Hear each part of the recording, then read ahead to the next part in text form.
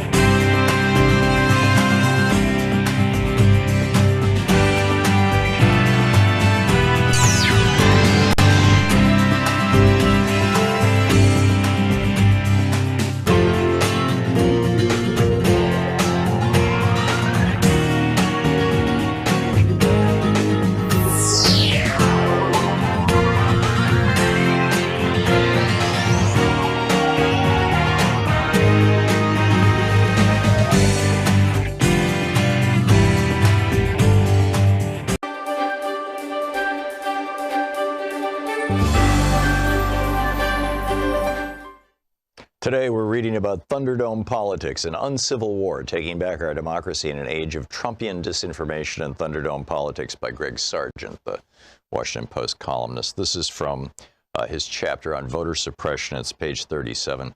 Republicans and Democrats inhabit different political realities, as mentioned in a previous chapter. But there are certain facts about our politics that are just objectively true. One of them is this. Generally speaking, efforts to make it harder to vote are almost always pushed by Republicans. You cannot understand what is happening in American politics right now without recognizing this stark and very fundamental difference between the two major political parties. During this decade, procedural hurdles were put into place in around 20 states that in some manner or other have made it harder to vote or to register to vote, or have undone previous efforts to make voting or registering easier, or have otherwise threatened serious disenfranchisement. Most of them were the creation of Republican lawmakers and officials.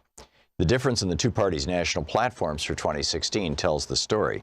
The GOP platform champions additional hurdles that are absurdly disproportionate to the phantom abuse it alleges, while the Democratic platform champions multiple specific ways to make it easier to vote, not harder. The most common and controversial of methods used by Republicans to suppress Democratic turnout is the requirement that would-be voters present identification at the polls. The game here tends to turn on requiring forms of ID that some groups are less likely to have, making participation harder for them. Other restrictions include techniques like cutting back on early voting and making it harder to register, both of which have, in recent years, been instituted in multiple states. Republicans who have passed laws making it harder to vote have tended to claim such measures are necessary to protect against, quote, voter fraud. We'll look at this in more detail below, but for now, note that most of the states that have passed such measures did so while under Republican control. As New York University political scientist Samuel Isikoff has memorably put it, the single predictor necessary to determine whether a state will impose voter access restrictions is whether Republicans control the ballot access process. Scholars trace the modern era of warfare over election rules to the intensely contested presidential election of 2000. In which a divided Supreme Court halted the recount in Florida, throwing the presidency to George W. Bush. The closeness and partisan acrimony of that contest, combined with the intense national focus on election rules that accompanied the court battle over it, helped persuade both parties to invest much more attention and energy on those rules. As a result, both the implementation of measures restricting the ballot and the legal battles over them have intensified in recent years. A brief glance at the surprising history of voter ID laws begins to tell the story of this tightening. In the 1970s, Several states implemented voter ID measures, but all of them provided for ways that voters without the proper ID could cast a ballot. By 2000, there were 14 such laws, and they had been implemented by politicians in both parties. But by the mid-2000s, amid rising post-2000 acrimony, a handful of red states began implementing voter ID laws that the nonpartisan National Conference of State Legislatures described as, quote, strict, meaning that they make it easy to disqualify those who don't pass muster. After one of those laws in Indiana was challenged and then upheld in 2008 by the Supreme Court, an escalation began that gained momentum in the Obama era. From 2010 onward, the adoption of voter ID laws in general and of strict ones in particular accelerated. Though a handful were blocked in the courts, as of this writing, a total of 34 states have voter ID laws in effect, 24 that are deemed non-strict and 10 that are deemed strict. The strict ones are in red states or in swing states where they were implemented by Republicans. The story is very similar if you evaluate the state's voting rules in a broader way, by including not just voter ID measures, but also cutbacks to early voting and restrictions on registration. Here the trend is just as pronounced. After the 2010 elections, the Brennan Center for Justice documented a sharp rise in efforts to pass such measures in the state legislatures across the country. Not all these efforts bore fruit, but many did. By the time voting took place in Election Day 2016, some 14 states had these new restrictions in place for the first time in a presidential election. Now, as of this writing, by the Brennan Center's count, some 20 states have successfully implemented either strict voting ID requirements or cutbacks to early voting or restrictions on registration or other measures with meaningful disenfranchising effects. If you're a liberal who's frustrated by the seemingly unbreakable Republican dominance of national politics, not to mention GOP control of most state governments across the country, then the chances are that these restrictions figure heavily into your explanation of this GOP supremacy. Indeed, social media has been absolutely saturated in recent years with variations of the lament that Republican political dominance is largely maintained through a combination of nefarious and undemocratic tactics, such as ballot restrictions that keep constituencies unfriendly to the GOP from voting, and extreme gerrymanders that have, in effect, bill making. This is the Thom Hartmann Program. What a pile of news there is today. And I mean that in a kind of positive sense in some ways, and, well, kind of a spooky sense in others. Wall Street's, here's what we got for the lineup today. Wall Street's Barrons are causing homelessness. I did a deep dive into this yesterday afternoon. In fact, we were typically I'm done writing the next morning's daily rant, for HartmannReport.com, before Rachel Maddow comes on the air. I get home around 1 and she comes on at 6 here Pacific time. But last night I was writing right into her show. I kept finding more and more and more stuff about how Wall Street is causing homelessness. We'll get to that in just a moment. Also, Donald Trump has announced a Sophie's Choice for the Republican Party. What are they going to do? In our second hour, and also in the first hour, if teachers and nurses and cops don't believe in science, let's let them get fired. I mean, isn't that a good thing? I want to get into that in this hour. In the second hour, Sarah Kendzior is going to drop by. Is Merrick Garland a Mafia state enabler? Really? Do you even want to talk like that? This is actually, it's a pretty spooky topic, or weird topic, or actually troubling topic, I guess would be the correct word. And the deadly secret of the Black Flag Republicans, people who are openly declaring they're willing to kill their neighbors. We'll talk about that in the second hour of our program today. In our third hour, some just startling stuff now out of India about Amazon, and it seems to also reflect what's going on in the United States. How monopolies gobble up America. Can we break them up like Jimmy Carter did with Ma Bell? Actually, it was Richard Nixon who started that and create a renaissance for America. And finally, there appears to be a voting bill that Schumer and Joe Manchin agree on. We'll check that out. That'll be in the third hour of the program. So let me start with this rant that I wrote yesterday afternoon and finished up this morning. It's over at HartmannReport.com. It's our daily rant today. Wall Street's Barrons are causing homelessness. Can we stop them? And this is just absolutely astonishing. Zillow, the big national real estate listing company, Zillow.com is their website. They funded an in-depth research study into the relationship between housing prices and homelessness, which is remarkable and remarkably socially responsible. And what they found is that whenever the cost of houses exceeds 32% of the median income in a neighborhood, you start seeing a rapid explosion of homelessness. In other words, when houses begin to cost more than 3 times the average wage, then homelessness starts to stalk neighborhoods.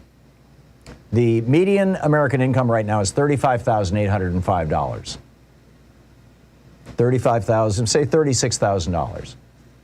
So what they're saying is for the median neighborhood, if the house is costing more than 3 times that, which would be like what, 100,000?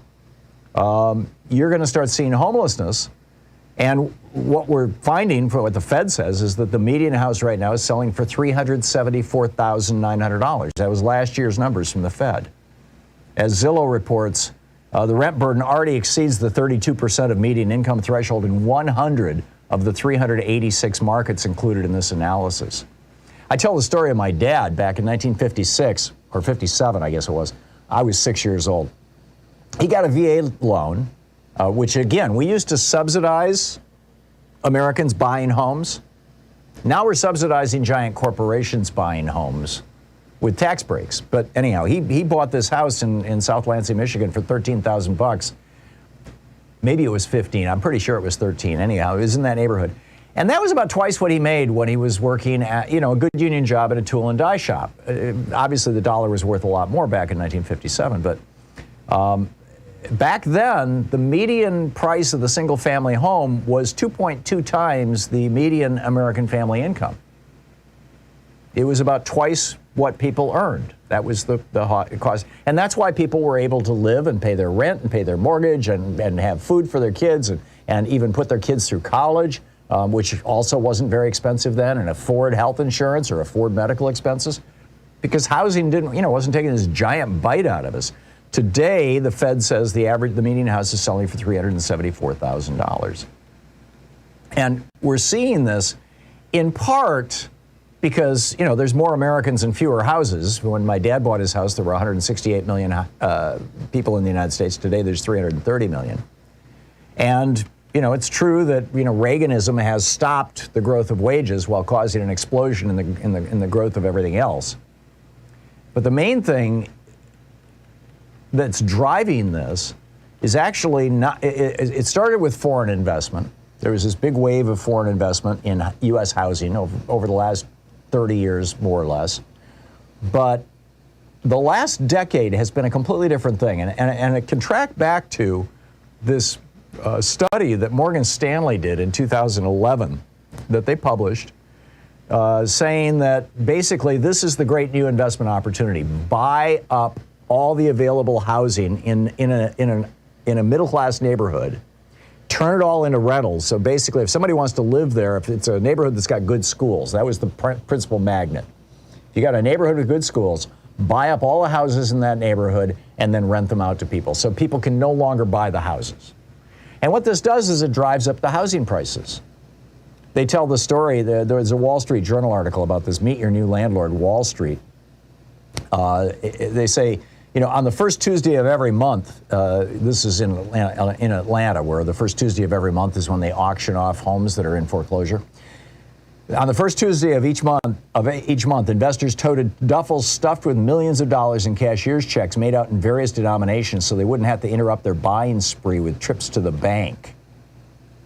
In this one suburb of Nashville that they documented in the Wall Street Journal, the vice mayor, Bruce Hull, says, before the big companies came in, you could rent a 3-bedroom, 2-bath house for $1,000 a month. The average rent now, as a consequence of it, just quote from the Wall Street Journal, quote, the average rent for 148 single-family homes in Spring Hill owned by the Big Four Wall Street investor landlords was about $1,773 a month. So rents have almost doubled. Ryan Desember just published this new book, Underwater, How Our American Dream of Homeownership Has Become a Nightmare. And he tells the story of home buyers, middle-class families who are trying to buy their first home, And they're going in and they're making offers on houses at asking price. You know, there's a house on the market for $150,000. They offer $150,000. And suddenly somebody comes in like minutes later and says, we'll make it $160,000 cash. And of course, the home buyers can't offer cash. They have to say, well, it's, you know, subject to approval of the bank, and the bank won't approve it until there's an inspection. And so it's going to take a month. And, you know, home sellers would much rather have cash than wait a month. So anyhow, they note that this guy, this one family, the Jacobs family, they were bewildered. They made an offer on a house. As I recall, it was around $90,000 house. They made an offer on it, and it was at asking. And then the seller came back and said, well, somebody just offered $10,000 more, or a couple $1,000s more, whatever it was. And so the Jacobs family upped their bid, and instantly the other bidder, and finally it just hit the point, it passed through $100,000. It hit the point where the Jacobs family said, we can't afford it anymore. And they backed out. And they were trying to figure out who was this aggressive bidder. It turns out it was Blackstone Group, which is an almost $1 trillion investment fund run out of New York City. It's a Wall Street investor group. In fact, it's the largest real estate investor in the world right now. And that week, they were buying $150 million worth of American houses every week, trying to spend over $10 billion. In 2018, according to the Wall Street Journal, corporations bought 1 out of every 10 homes sold in America. Desimer, in his book, he notes between 2006 and 2016, when the home ownership rate fell to its lowest level in 50 years, the numbers of renters grew by about a quarter. And again, you go back to this study by Zillow. You know, what Zillow found was that, quote, communities where people spend more than 32% of their income on rent can expect a more rapid increase in homelessness, number one. Number two, income growth has not kept pace with rents, leading to an affordability crunch with cascading effects that for people on the bottom economic rung increases the risk of homelessness. And number three, the areas, I'm reading from the study, the areas that are most vulnerable to rising rents, unaffordability, and poverty hold 15% of the U.S. population and 47% of people experiencing homelessness. It's measurable, it's predictable, and it's destroying what's left of the American working class, particularly minorities, and creating an absolute screaming explosion in homelessness. And this also is locking middle-class people out from being able to grow equity. Most of the wealth of most middle-class families, it's true of me, it's probably true of most people, is their home, their equity in their home. That's their biggest pile of money. And it increases over time faster than any other investment you can make, and relatively safely. But now you've got families who are being locked out of the market, locked out of the ability to buy a home, and then having to rent where you gain no equity over time. You don't gather wealth. And then the big corporations come in and start doubling the rents or increasing the rents, and pretty soon you've got this explosion of homelessness. When is America going to wake up? When are we going to do something about this? Back with more of the news of the day right after this break. This is the Thom Hartmann Program. Trump just announced a Sophie's Choice for the Republican Party. I'll get to that in just a moment.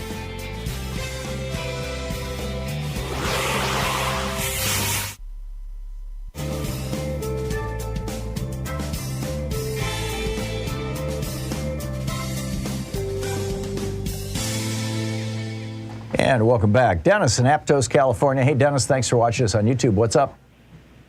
Well, I'm just wondering if some of these buyers of all these homes, these Wall Street guys, if they're not doing things like Verbo and Airbnb with their purchases.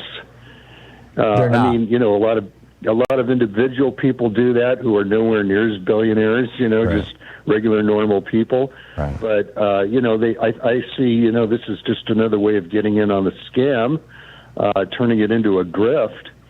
And, you know, that's why I don't like, and I've rarely ever taken an Uber or a Lyft, only with other people, not myself. They're grifts. That's how I see them. Well, what they did, what Uber did is they offered transportation at below cost for about 2 years. losing hundreds of millions of dollars in the process, perhaps billions of dollars, and drove all the taxis out of business. And then once the taxis were run out of business, I don't know if you noticed, but the cost of an Uber pretty much doubled, over the course of about 2 years, as I recall.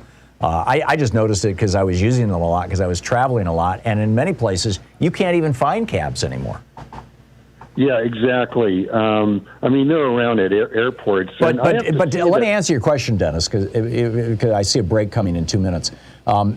Sure. What's happening is that these companies, these giant investment companies, they'll go into a community like the Spring Hill neighborhood in this suburb in Nashville, and buy hundreds of homes, and then they've got an economy of scale. They don't need Vrbo or Airbnb.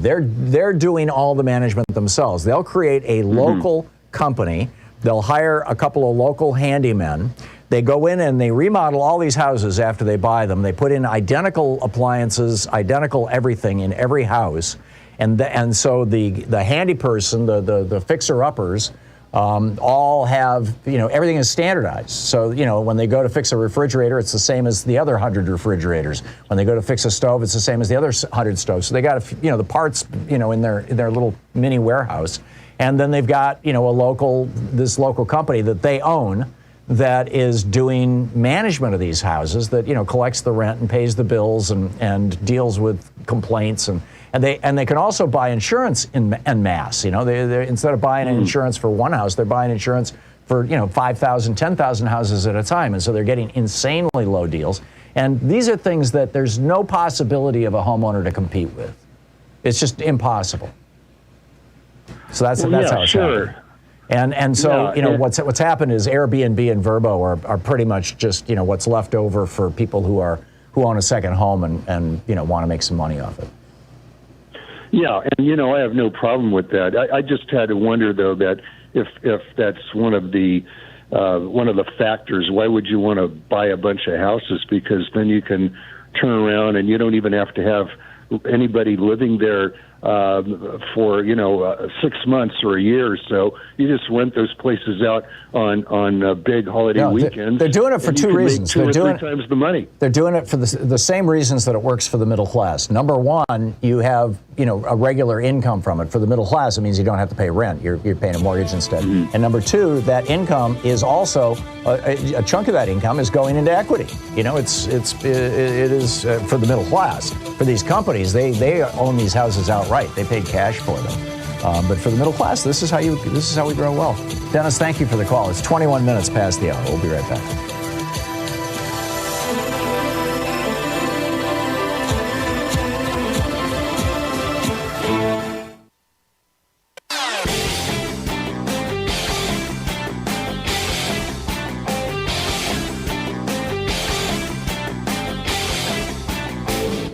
Missed my opening rant today? It's usually published over at HartmannReport.com, where you can read it and share it with your friends for free. Check it out, HartmannReport.com. So we have a new video op-ed over at ThomHartmann.com. So have you ever heard of Molnupiravir? It's a new drug that actually looks like it reduces the probability that you will end up hospitalized or dead from COVID-19. It's a 5-day course. You take a pill every day for 5 days. It costs Merck, the company that is selling it, $17.74 to make that 5-day, 5 pills.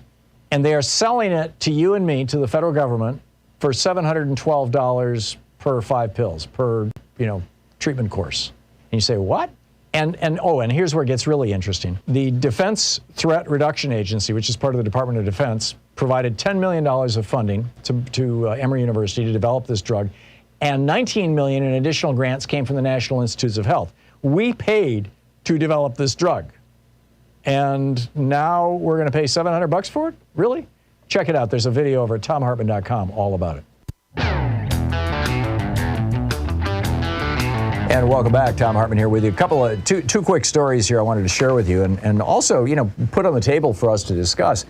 I'm on Donald Trump's email list, as you know. I've been talking about it for the better part of 6 years, and both me and Fred Flintstone now, and I think they're particularly targeting me. I as Fred Flintstone, I gave $5 or maybe 15. I think it was $5 to Trump back in 2015 when he was in the primary, along with a bunch of other candidates, just to get on their email lists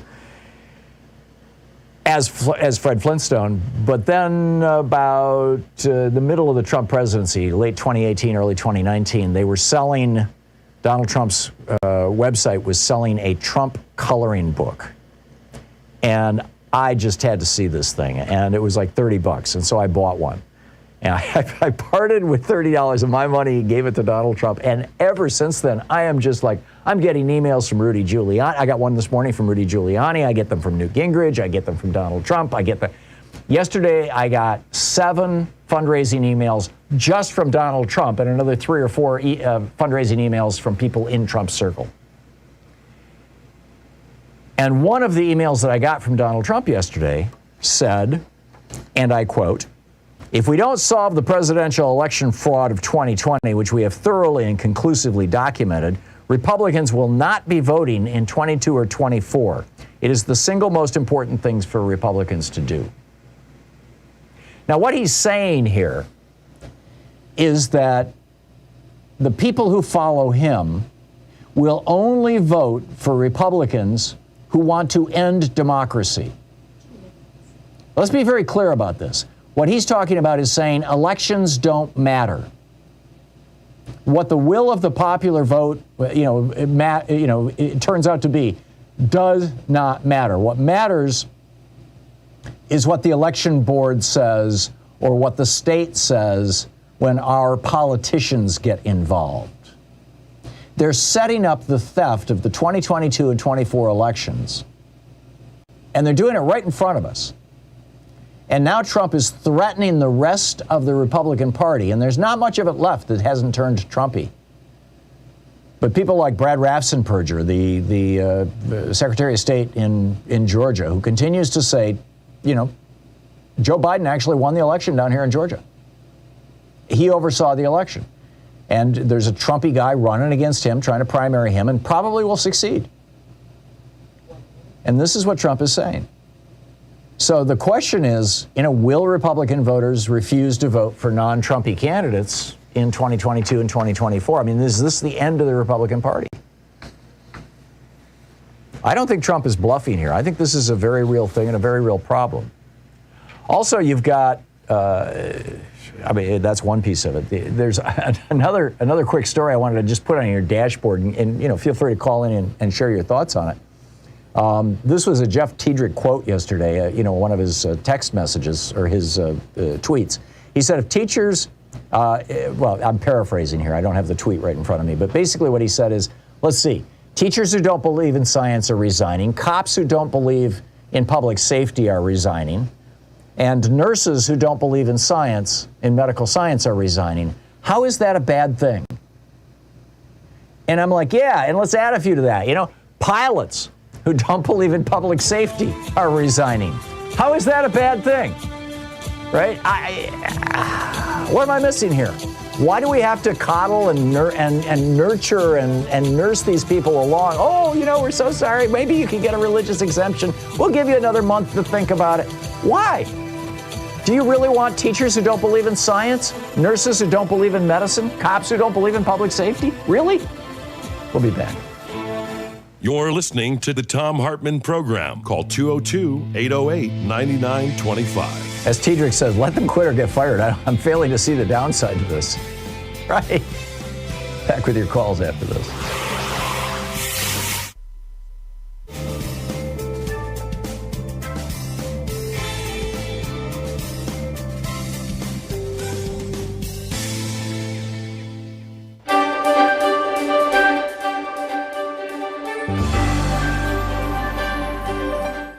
Reading today from Truth in Our Times by David E. McCraw, Deputy General Counsel of the New York Times, the number 2 lawyer for the New York Times.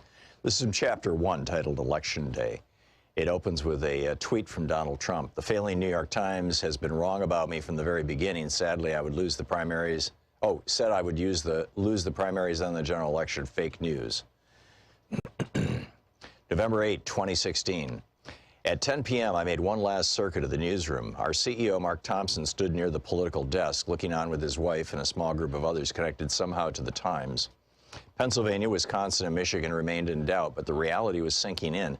Donald Trump was on the verge of winning the American presidency. I'd been in newsrooms on election nights before. I know how it's supposed to be. The only thing that ever mattered was the horse race, think Gore-Bush, or the historic moment, think Obama-McCain. There was no investment in which candidate was winning. He or she was destined to disappoint in the long run. And the dominant emotion was a certain not quite cynical detachment amid the electric buzz of the vote count and projections and the anticipation of relief that the endless push of the campaign was finally over. Sure, you couldn't ignore the victories or the big picture moments, and the day after stories would be celebratory in their way, duly restrained but with a nod to victory itself. Not unlike the next day account of a Super Bowl game or Game 7 of the World Series. Capture the triumph for a night or relish the race too close to call. Leave the dancing and crying for others, for the believers. But this night was like no other election night. There had been an investment, not just journalistic, but spiritual. Donald Trump had campaigned not just against Hillary Clinton, but also against the New York Times and the American press, the mainstream American press. And his astonishing rise to the top of the Republican Party had been built on his near daily attacks on facts, on the very idea that facts matter. For journalists who approach truth like a secular religion and who have seen 1,000 times how a single true story could gut the political career of a lying politician, it had been a year of faith-shaking disbelief. A line had not just been crossed, but obliterated. The shock was palpable as the numbers came in, laced for some with the fading hope for a different outcome among people who generally wanted nothing more than a story worth telling. And there was still a paper to put out, a reckoning to account for. It was too much on an already long night. I slipped away. At the elevators, I ran into Sue Craig and a guy who was obviously not from the Times. Sue had broken one of the biggest stories of the campaign. She was the one who went to her mailbox one day in September and found pages from Donald Trump's tax returns in an envelope. She introduced me to her acquaintance. He had once worked for Trump. I didn't ask why he was there. Like me, Sue had decided to get away. "It's too weird here," she said. We all got on the elevator. Sue, who had written a devastating story about Trump, me, whose letter to Trump's lawyers had lit up the internet for a week in October, and one of Trump's guys. We rode in silence, a strange tableau on the strangest night of the year. 14 hours earlier, as I came into the building, the Times security guard had called me over. They wanted to make sure I knew about the plans for the next morning. In the quirky ways that things happen at the Times, I had become the lawyer to see for all the things that security guys encountered, from the intruder who pilfered women's shoes to the anonymous letter weaponized with razor blades. The Times was printing thousands of extra newspapers, and tables were going to be set up outside for all the people who would be showing up to buy the New York Times for posterity's sake. The headline, I later learned, was going to read, "Madam President."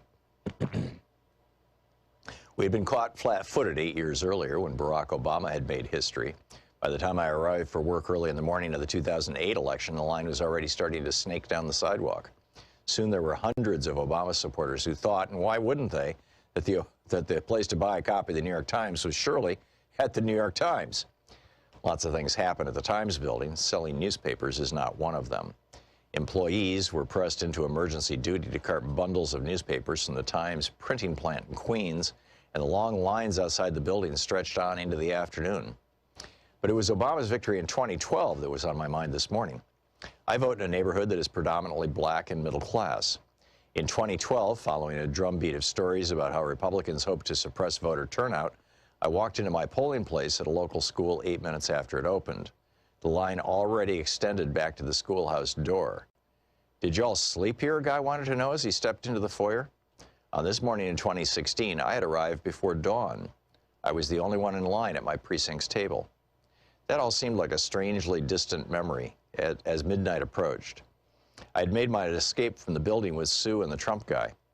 At home, I sat alone in the glow of the TV screens as the states that mattered fell into place for the Republicans. I turned it off. Donald Trump was about to become president of the United States. The next morning, in a light drizzle on a gray November day, the newspaper sales tables were set up outside the building as planned. No one stopped. The vendors sat idly amid the stacks. There was no Madam President front page.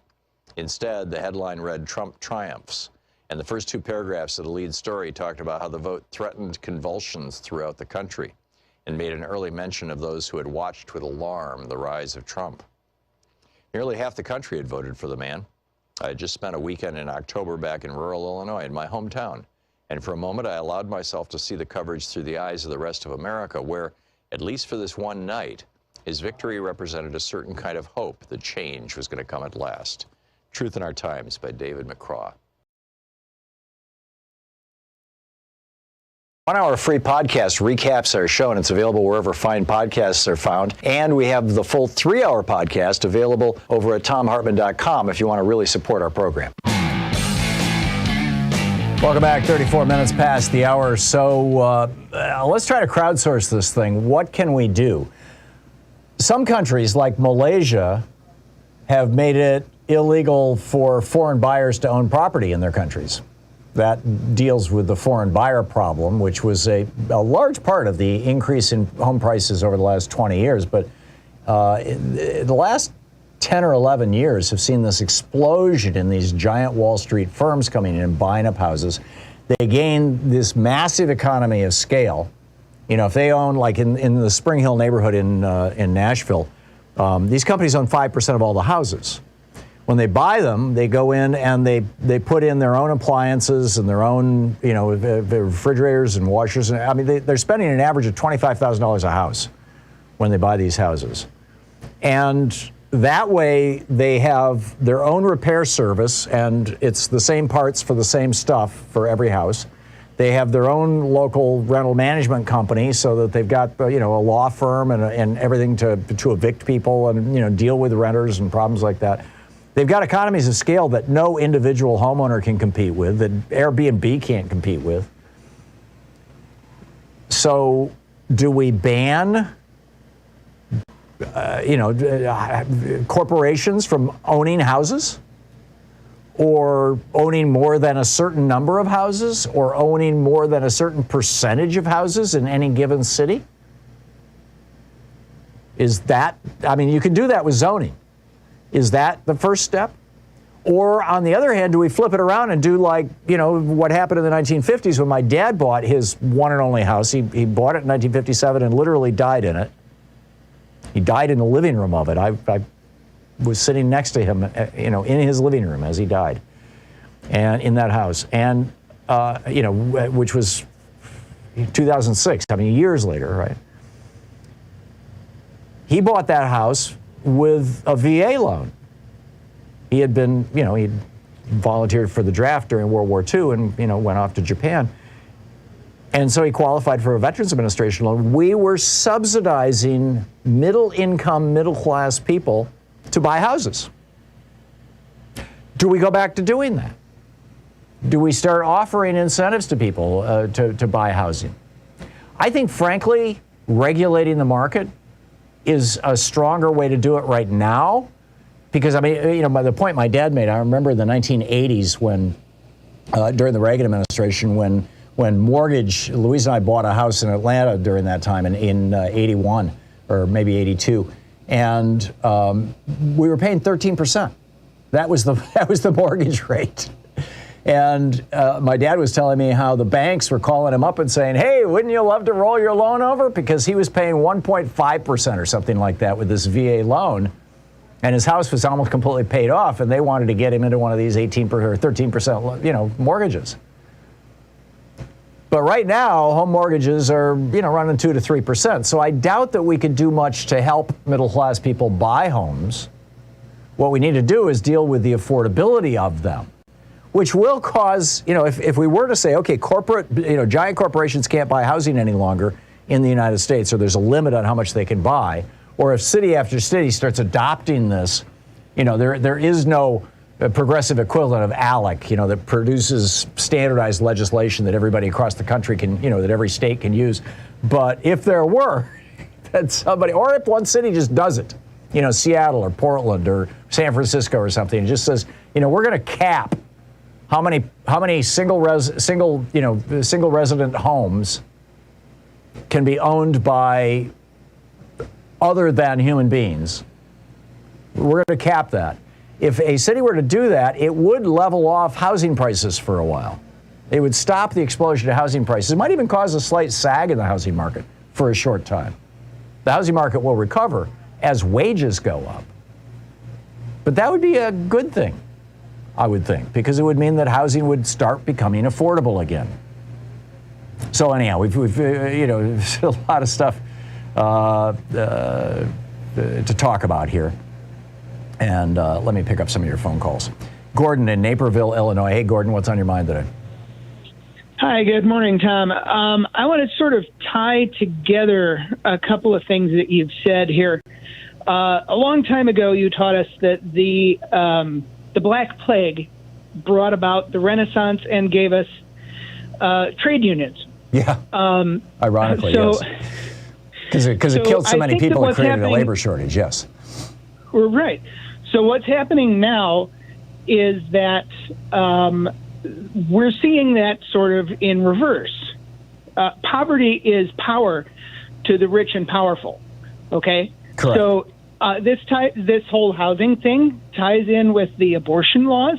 The abortion laws aren't about controlling women. That's more the excuse to get them passed. It's more about creating poverty. Well, that's the effect that it has, or perpetuating poverty. Yeah, that's the effect of perpetuating and creating poverty, which, instead of moving money downward, moves money upward. Correct, because poor people are always renting. They more don't, power. Right, and poor people are renting. They're not building equity. They don't own their properties. Yeah, I'm with which you. gives the rich more power. The and same wealth, thing yes. with education. You keep people uneducated, they can't get the good jobs. It gives the rich people more power. It's all... Poverty is power to these people. Yeah, and so the why more would poverty they... you create... In other words, if we were to say, okay, that's it, you can't continue to strip mine our neighborhoods. We're essentially taking away their profits and power, and turning over, and the effect of that would be to decrease poverty in America. Which they're going to fight because poverty makes them away money. The power. Yeah, I get you. The plague moved money and power away from the nobility. Right. Now you're seeing, whether you call it corporations or the uber wealthy or whatever, they're taking their power back by creating and perpetuating and enforcing poverty. Yeah, no, I get it. Gordon, that's a brilliant analysis. Thank you for the call. Angel in Los Angeles. Hey, Angel, thanks for listening to KPFK. What's up? Hi, I love your show. Thank you. I'd like to comment that I believe there are many more countries that do disallow foreign ownership of their property.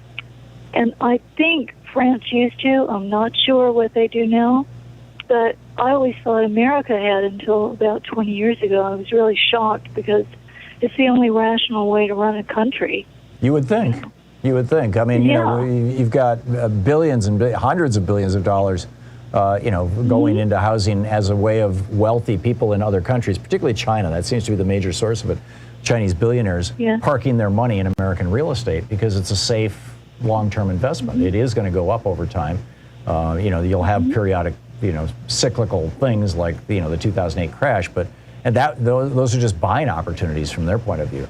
I don't know about France. I know that a lot of countries had those restrictions. I lived in Germany in the 80s. We never got to the point of buying a house, but I don't recall what the laws were at that time. But I know that there were countries in Europe that restricted foreign ownership. I think, though, that the European Union blew all that up. I could be wrong, but I think that when they joined the EU, they had to basically let other people buy houses, buy housing. I don't know, but it's a starting point. Angel, thank you for the call. Karen in Adrian, Michigan. Hey, Karen, what's on your mind? Well, let me put these. Yes, hi, Tom. So. Buying housing is really out of my market right now. I've been looking at lower income housing. It's a huge crisis. Last year, when I was trying to get a lower income apartment, I could see from week to week the prices of the rent going up. Mm-hmm. And then you have to have good credit to get in these places too. So if you've ever had an eviction or you have poor credit from medical bills or from whatever, then you can't get in them into right. Public housing. Yeah, But you not only is, can't buy, you can't even rent. Right, exactly. Yeah. Oh, yeah, that's what I'm saying. Yeah. But the kicker is, it used to be back in as late as 2008 that if companies got HUD money to help build their complexes, they had to reserve X number of units for HUD recipients to get a place to live. Right. But somewhere along the line, they changed the whole subsidized housing Section 8 ruling. I don't know how, because I haven't been involved that much with it. But now there's no limit. They can kick everybody out if they want. Yeah, I would guess that would have like been one of that- the innovations that George W. Bush brought us. But I, yeah, say great 2008, he innovation. was president that year, that entire year. So I don't know. But Karen, thank you for sharing that with us. I'm sorry to hear that you're being priced out of the market. Norma in Montgomery, Alabama. Hey, Norma, what's up? Well, I've said this before, and I'll say it again. We need to stop foreign investment groups from buying residential property at all. If they want to come over here, they can lease property for business, but they should never be allowed to buy residential property. The house across from me belongs to a guy, he says call him Scott, and he says he's from Taiwan. He speaks Cantonese, and when he first bought that house from foreclosure, he said that he wanted to buy 52 so he would get a check every week and he wouldn't have to work. He has a corporation behind him in Taiwan. And when he started gutting it, he knew nothing about code. And I had to get the board out here to stop him from what he was doing because he was throwing the plaster from 1948 into the backyard and the dust was flying everywhere. Oh, and it's got asbestos in it.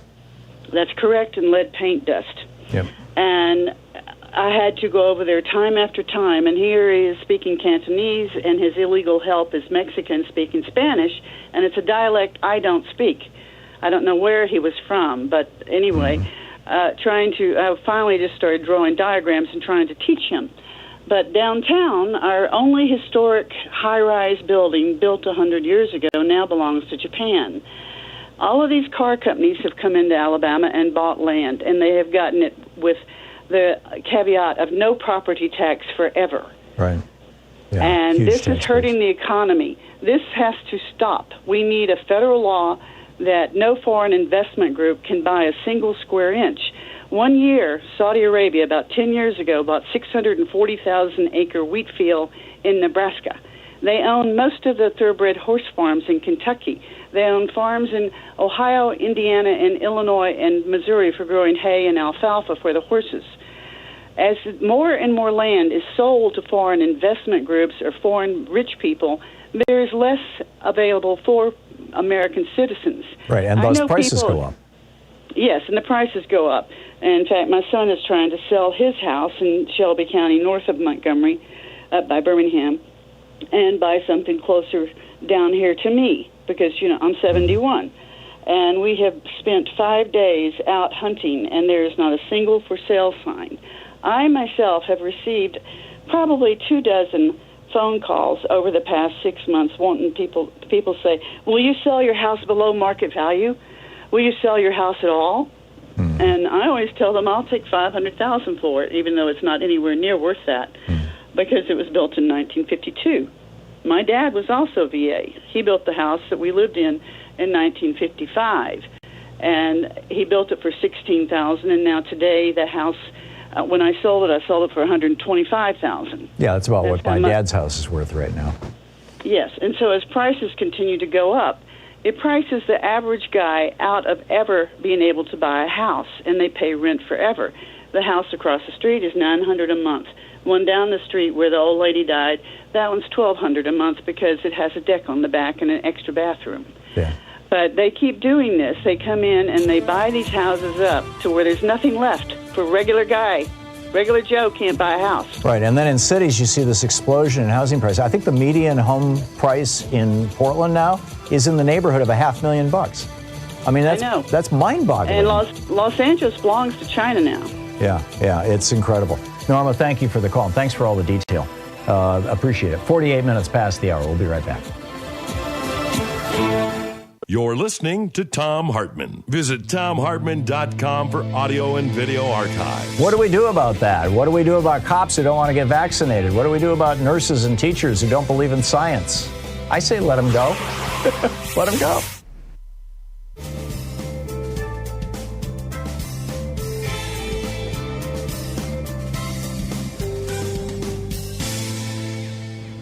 And welcome back.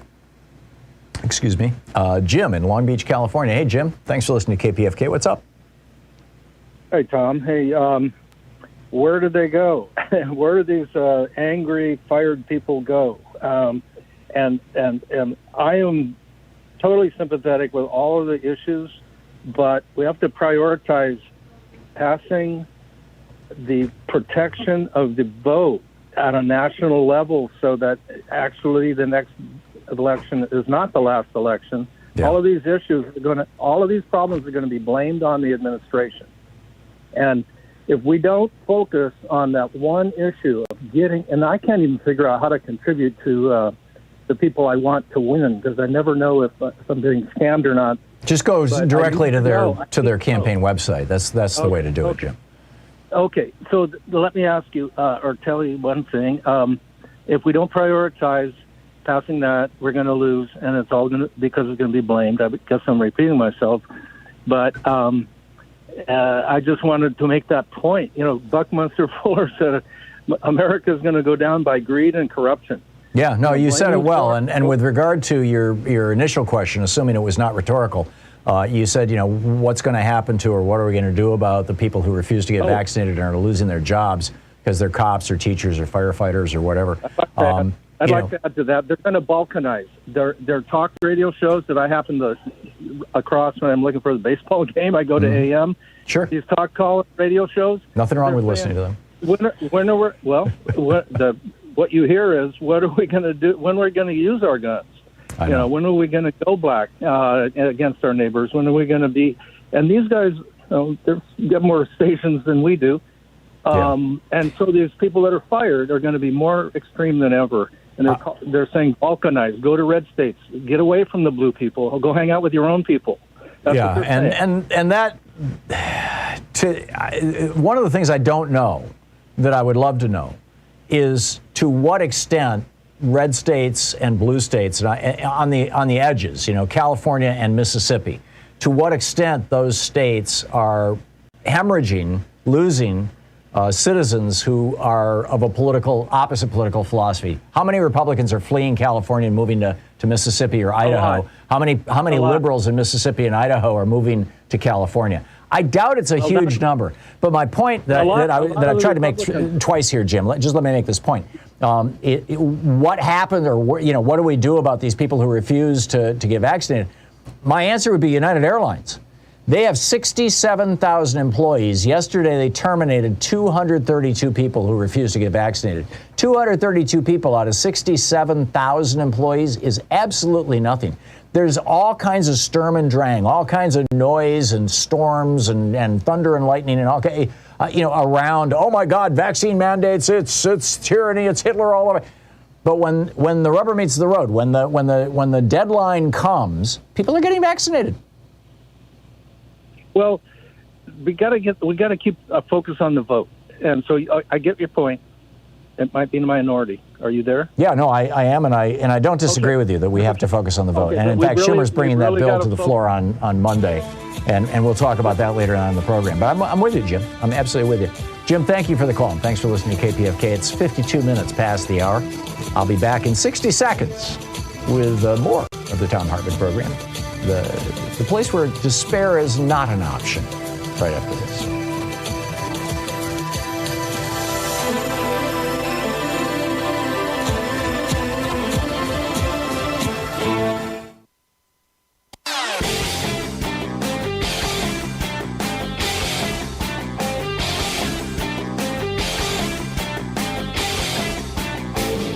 Change starts with you. You can be calling your Democratic or Republican representatives to let them know what you think by calling 202-224-3121. It's the Capitol switchboard. It'll get you right through to them.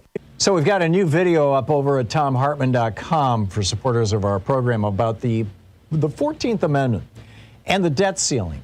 And just kind of riddle me this one, Batman, right? The 14th Amendment reads, and I'm taking out the parts that specifically refer to pensions and bounties, for services suppressing the insurrection, because it came out of the Civil War. But the 14th Amendment reads, in part, the validity of the public debt of the United States shall not be questioned.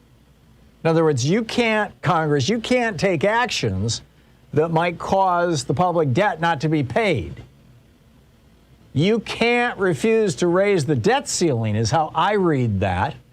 The debt ceiling, of course, didn't even exist when they wrote the 14th Amendment. That came along in 1917. But I think this is raising some really important questions, and I dig into it in this video over there.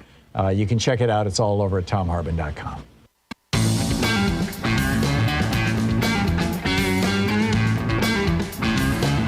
And welcome back. Nancy in Bloomfield Hills, Michigan. Hey, Nancy, what's on your mind today? Hi, Tom. Thanks for taking my call. I have 2 points about the housing, and this is what I'm seeing.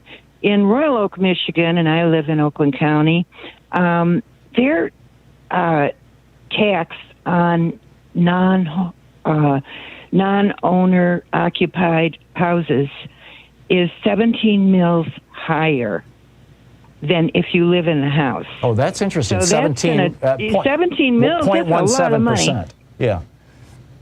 So that drives up the rent, number one.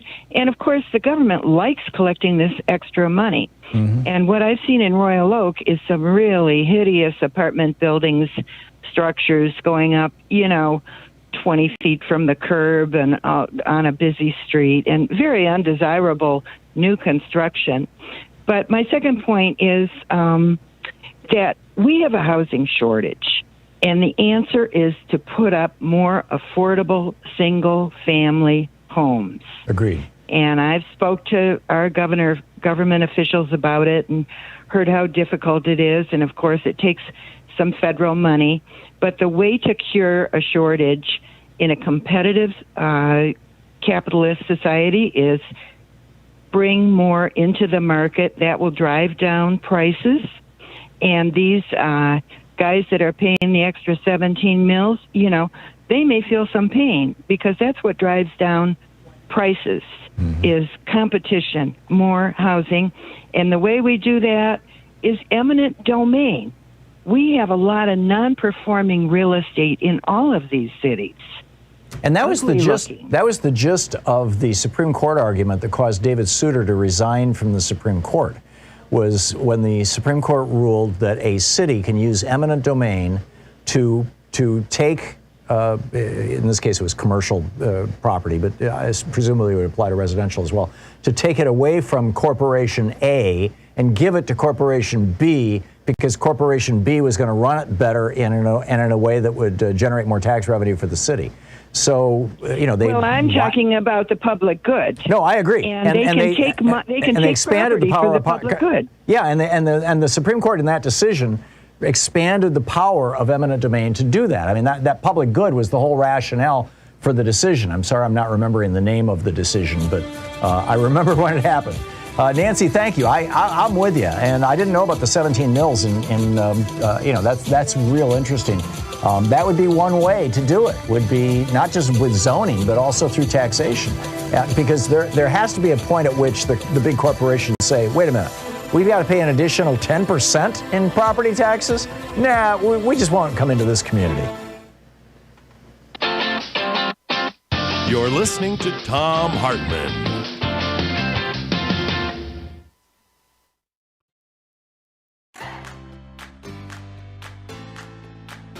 These companies support the Thom Hartmann program. They are HelloFresh, the #1 meal kit delivery service. More info at HelloFresh.com, code TOM.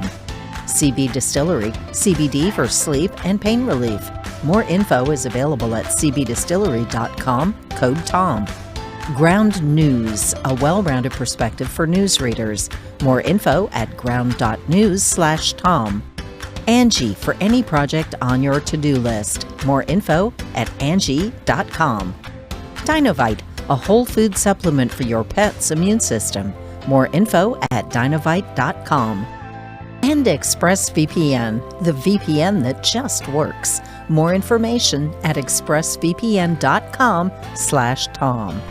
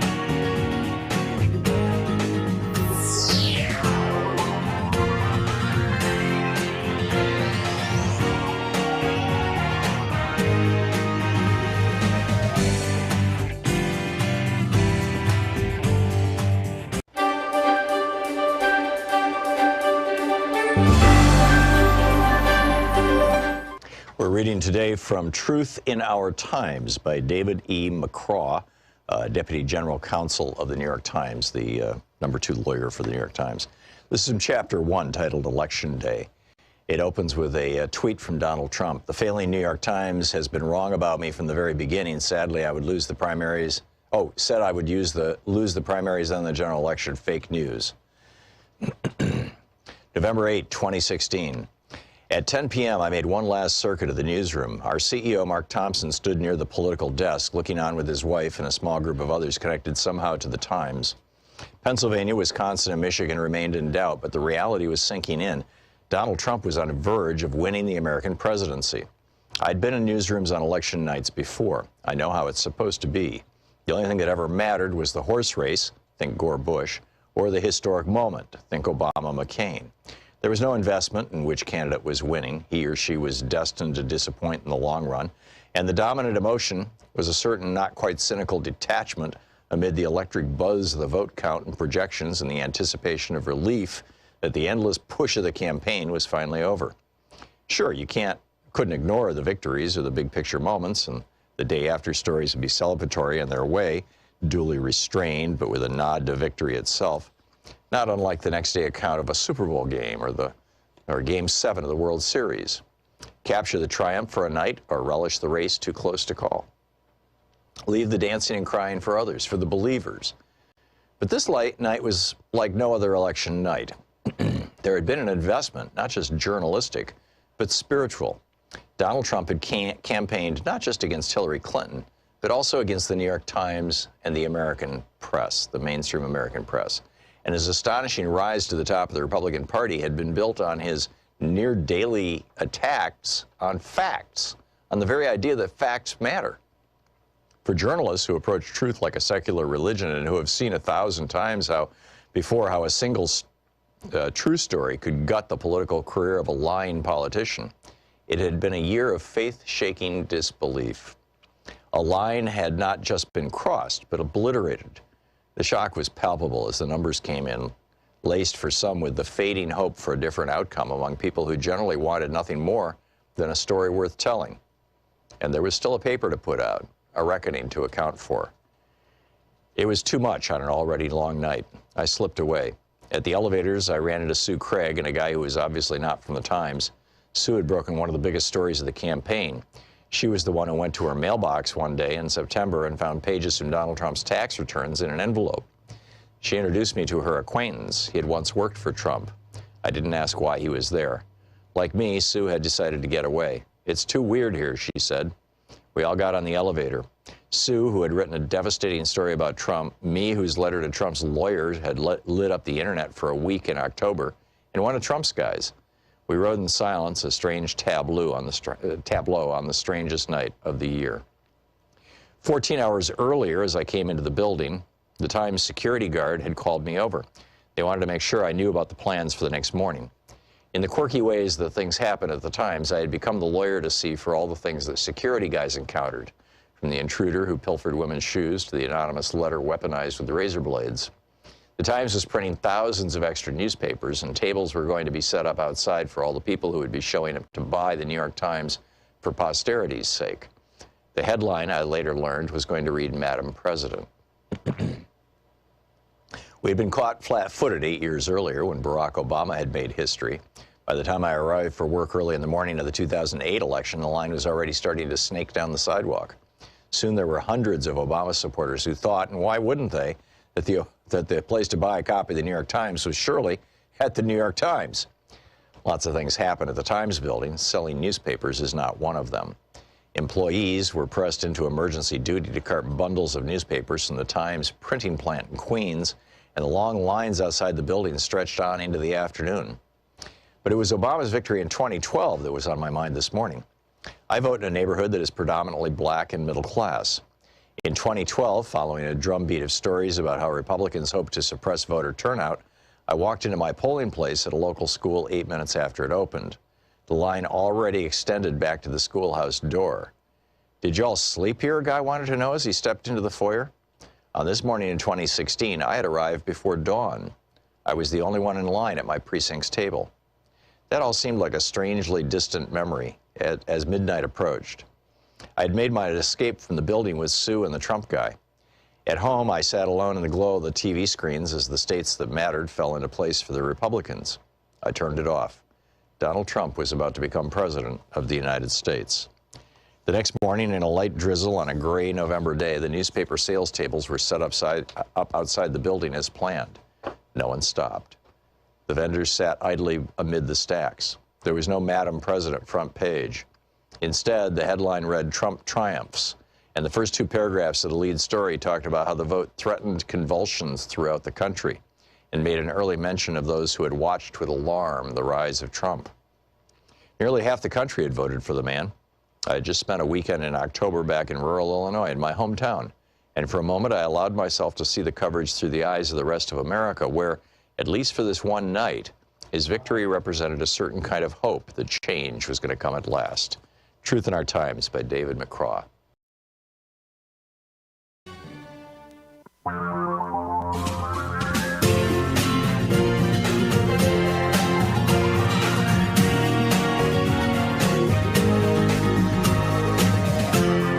This is the Thom Hartmann Program. Welcome back to the second hour of our program. On the line with us is Sarah Kendzior, the writer and scholar, co-host of the Gaslit Nation podcast, which I listen to regularly. It's one of the really great podcasts out there. Sarah, her website, SarahKendzior.com. Sarah Kendzior also is her Twitter handle, and also at Gaslit Nation. Sarah, welcome back to the program. I read this tweet thread, this Twitter thread that you put out yesterday, I believe it was, maybe the day before, and about Merrick Garland, and learned a whole bunch of stuff I had no idea about, and it is extraordinarily troubling.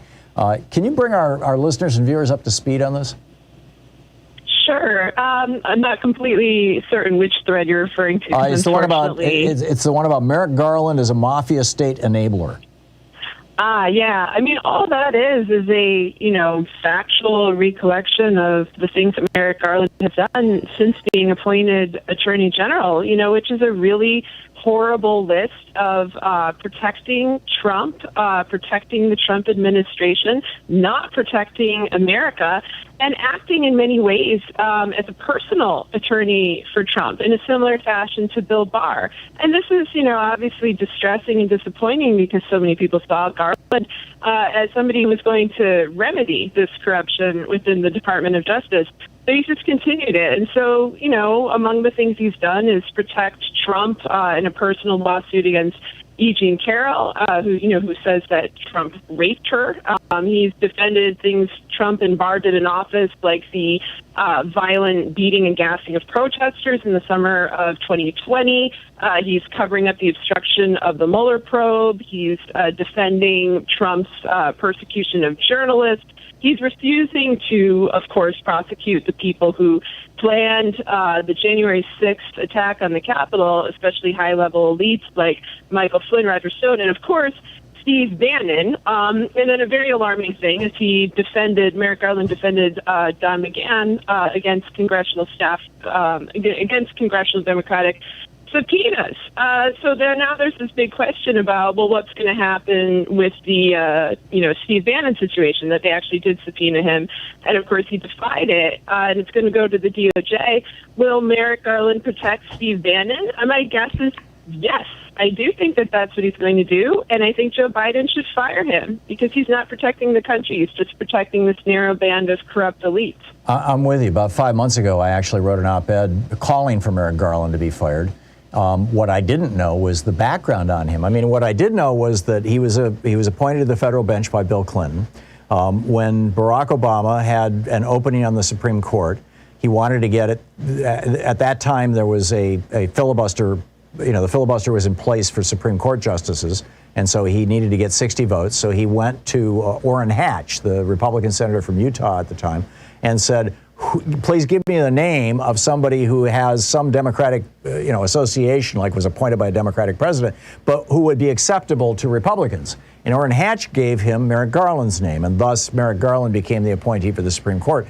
And I think that because President Obama, a Democratic president, appointed him, a lot of Americans concluded that therefore he must be a great Democrat, maybe even a great liberal. Turns out his background is quite different. Tell us about the person who mentored him and where Merrick Garland came from. Yeah, absolutely. That person is Jamie Garelick. I just want to make one comment that I think it's not just that Obama nominated him, it was the Republican blowback from people like Mitch McConnell. And so it left Americans with this impression of the enemy of my enemy is my friend. And that wasn't the case. And I think that, the press fell for that narrative big time. But anyway, Merrick Garland started out in the Clinton Department of Justice when Jamie Garelick, this deeply corrupt kind of big law operative, was working as the deputy attorney general. And she's basically like this Forrest Gump of corruption. Like, she's at the fringes and sometimes at the center of all of these major controversies of the last 30 years. With 9/11, she was the person who wrote the memo that basically prohibited free communication between the FBI and the CIA and, helped lead to the 9/11 attacks. I'm obviously not saying she caused them, but, the difficulties in communicating that she did cause helped allow those attacks to take place. She then went on to defend big oil, British Petroleum, using her connections with the Obama administration to help them get away with oil spills. She was involved in a massive financial scandal at Fannie Mae and pocketed over $25 million from that corruption. And I can go on and on. She's currently working for Amazon. She's busting up unions. She represented the University of Phoenix. She represented opioid, big pharma peddlers. But one of the worst things is that when Donald Trump became the president, she decided to become Jared Kushner and Ivanka Trump's lawyer. And she's the person who helped him get past these anti-nepotism laws that are supposed to prevent, the abuse of executive power and this kind of dynastic kleptocracy that the Trump family was seeking. And she helped them maintain their positions in office. And, she really has this attraction to the absolute worst, most reprehensible people and causes in this country. And, I remember reading about her and I was thinking, wow, she reminds me of Alan Dershowitz. And then I traced who mentored Jamie Garelick. It's Alan Dershowitz. So there's this straight line between Dershowitz, Garelick, and Merrick Garland. And Garelick was the mentor of Merrick Garland. Yes. I should be clear that Garelick mentored Merrick Garland, brought Merrick Garland into the Clinton administration. He was her right-hand man. She refers to him as, her wingman, and she's still defending him today. She goes out and writes these, op-eds and says basically, Trump administration people should not be prosecuted. And the conflict of interest here, that one, she was a lawyer for Jared and Ivanka, but also she's this lifelong, very close friend, colleague, they went to college together, like 40 years of friendship and professional, relationship with Merrick Garland. Like, she's not some neutral observer. And I think she's a very bad influence, in that this conflict of interest, with their relationship should have been brought up at the confirmation hearings.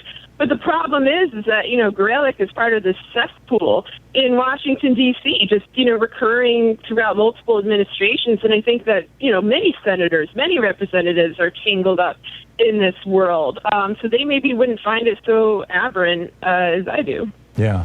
Yeah, I had been operating, until I read your piece and got Merrick Garland's backstory, I had been assuming that the problem was that there were a bunch of Trump holdovers in the Justice Department and the FBI, or maybe not even necessarily Trump holdovers, just right wingers. I mean, law enforcement tends to attract right wingers and authoritarians, and that they were sabotaging Merrick Garland's efforts to do what President Biden and most of America want him to do.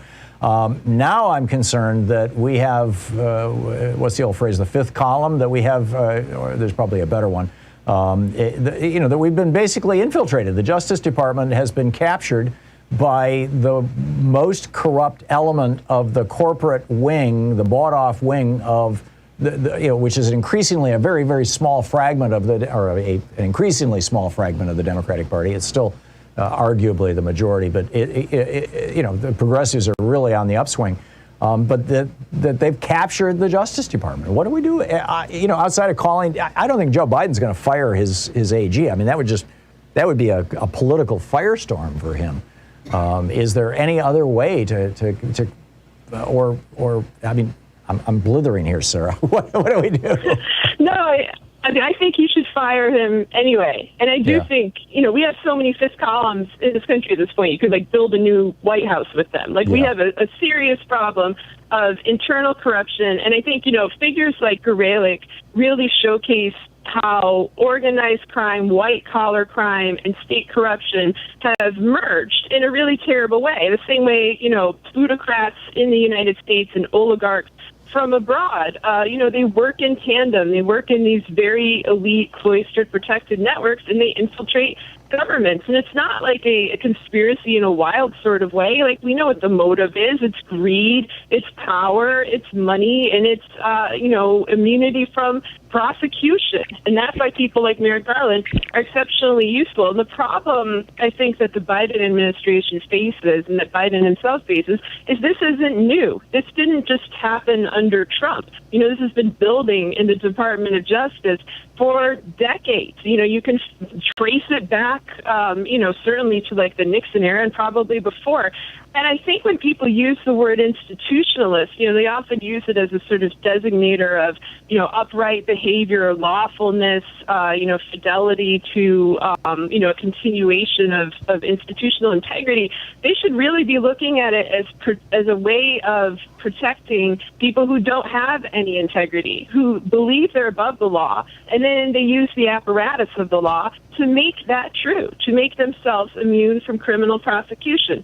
That's what Bannon's doing now. That's what Trump did when he was in office. And, and you could go back to the Bush administration, the Reagan administration, Iran-Contra, all these different scandals. You see the same thing at play. And so to get rid of Merrick Garland, that's one thing they should do. But they need to clean house at the whole DOJ and have a new transparent agency, that shows what's going on to the American public. And the same is true, too, of the FBI. I think, Christopher Wray is just as troublesome, and they're working in tandem. And they also are both connected to the Federalist Society, which is another troubling issue altogether. Oh, God.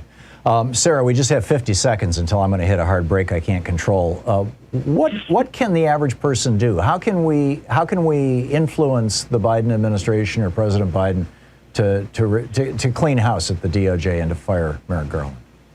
just keep telling the truth and telling it loudly, and don't worry about, party loyalty. Be loyal to your country. Be loyal to your principles. Let the chips fall where they may. Don't hold back. But I mean, is this the sort of thing where we should be calling the White House comment line? We should be calling members of Congress, asking them to put pressure on?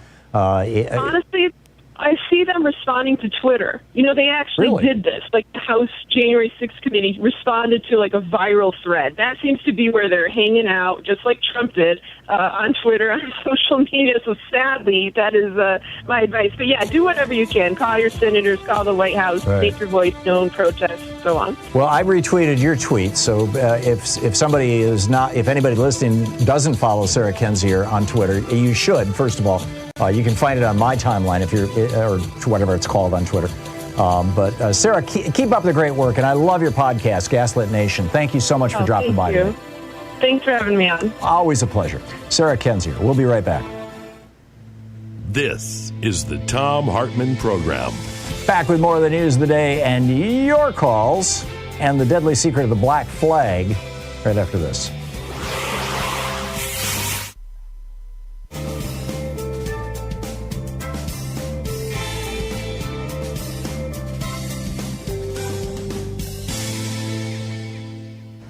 And welcome back. Kurt in Akron, Ohio. Hey, Kurt, you've got a home equity story? Well, first of all, good afternoon, Tom, here in Akron, Ohio. Thank you. Well, 4 years ago, keep in mind, everybody, in July of 2017, we were still in the Barack Obama budget economy. We didn't start the Trump economy until October of 2017, just so everyone knows. Mm-hmm. Would you agree with that? Well, that's when the fiscal year started for the government. Right. Sure.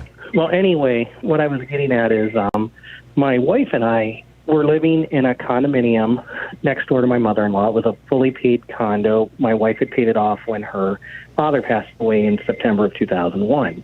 So we didn't have a condo or a homeowner fee or a mortgage or anything. We were basically paying a homeowners association. And we decided to look at buying a house. Mm-hmm. So we were looking around, and the only thing that we could find a little affordable for us was a house in the Firestone Park area, which is a neighborhood in Akron, which is a Firestone Park neighborhood in the city of Akron. Harvey Firestone, who started the Firestone Tire Company, used to build homes for his employees so they'd be within walking distance of their workplace. Huh. So it used to be a company town.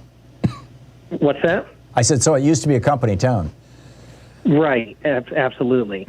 So, and interesting, too, is some of those houses were Sears houses, meaning you had the kits trained in or brought in by train from New York to Akron, and they were built by kids. But unfortunately, mine's not one of those. Yeah. Sears homes would also be worth a lot more money. We paid $95,000 for that house in July of 2017. Mm-hmm. So where we lived was very affordable. Mm-hmm. I remember our mortgage started out at $712 a month. That included the home or the house payment, the property taxes, and the homeowner's insurance. Right. So the point of this story, Kurt, can you get to it? Okay, I'm sorry.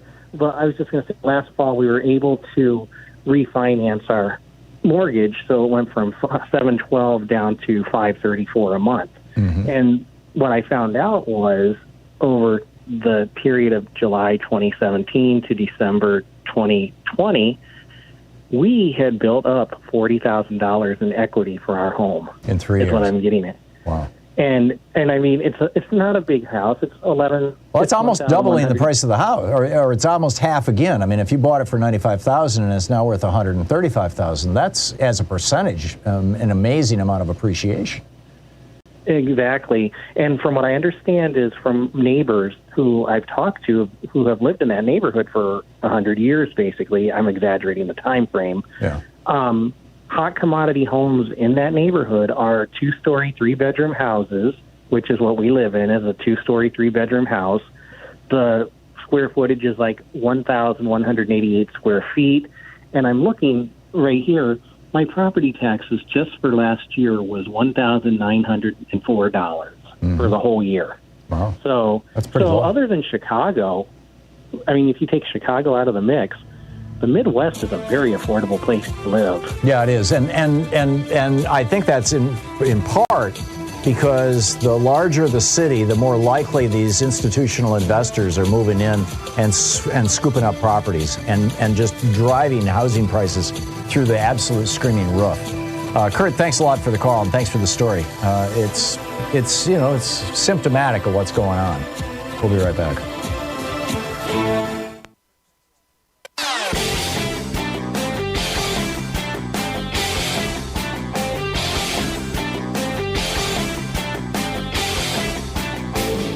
Hey, thanks so much for sharing our program and for reaching out to our stations and sponsors and letting them know that you're listening. It really means a lot to us. Hey, we've got a new video up over at thomhartmann.com about Big Mail-In. You heard about this? Now, I'm not talking about the George Bernard Shaw play that got made into the movie My Fair Lady and all that kind of stuff. No, this is a PR firm in France. And, when you hear from Americans that, we could never put Donald Trump in jail because only third world countries do that. France is not only not a third world country, they're our oldest ally.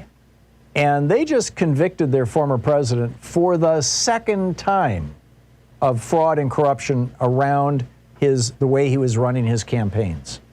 Nicolas Sarkozy. They just convicted him a second time. Now he's appealing both of them. He's, walking around with an ankle bracelet. But, I've got all the details on this video over at thomhartmann.com. You can check it out. But, again, next time somebody says, we can't put Trump in jail, tell them, hey, France did.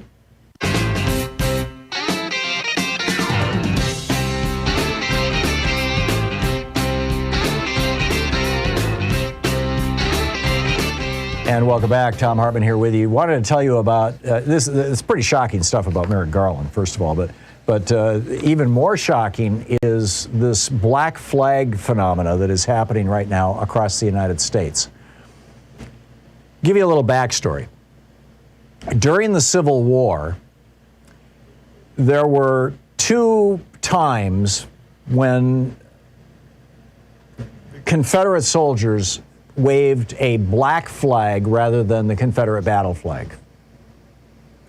And those 2 times were, number one, when they were massacring people in black neighborhoods, when they were literally massacring African Americans. The most famous were the Battle of the Crater and a massacre at what's called Fort Pillow. That was the first. The second was where they were saying, we will fight you to the death. We will never surrender. You will not take us prisoner. And if we win, we will not take you prisoner. We will kill you. So now you've got Americans flying this black flag. It looks like an American flag, except it's entirely black. And you can just barely see the stars and stripes because they're just different texture fabric, but it's all black fabric. And it literally means we in this house are willing to kill our liberal neighbors. We will kill or die before we will surrender, in this case, to your mask mandate or your vaccine mandate or your teaching critical race theory in the schools, which isn't happening, but still they're hysterical about it. And frankly, well, that's a whole nother rant. Or we will kill or die before we go along. I mean, you just fill in the blank, right? Before we go along with your election results. I mean, these black flags are popping up all over the place. And this is something that, this goes way beyond, we're, like the 3%ers. There were only 3% of Americans who supported the American Revolution. We think there should be a second revolution. We're the 3%. Well, first of all, it was more than 3%. It was, solidly in the 20 to 30% range. But secondly, this goes way beyond simply saying we'd like a revolution. This is, we are willing to kill or die. We will never surrender. In the context of a civil war. In many cases, these are the people who for years and years have been talking about the Second American Civil War, the Second American Revolution. Now they're actually willing to make it happen. You're listening to the Thom Hartmann Program. Call 202-808-9925. This is grim and shocking stuff. There's a great piece by David Nywert over at Daily Kos about it. Black American flags at right-wing protests.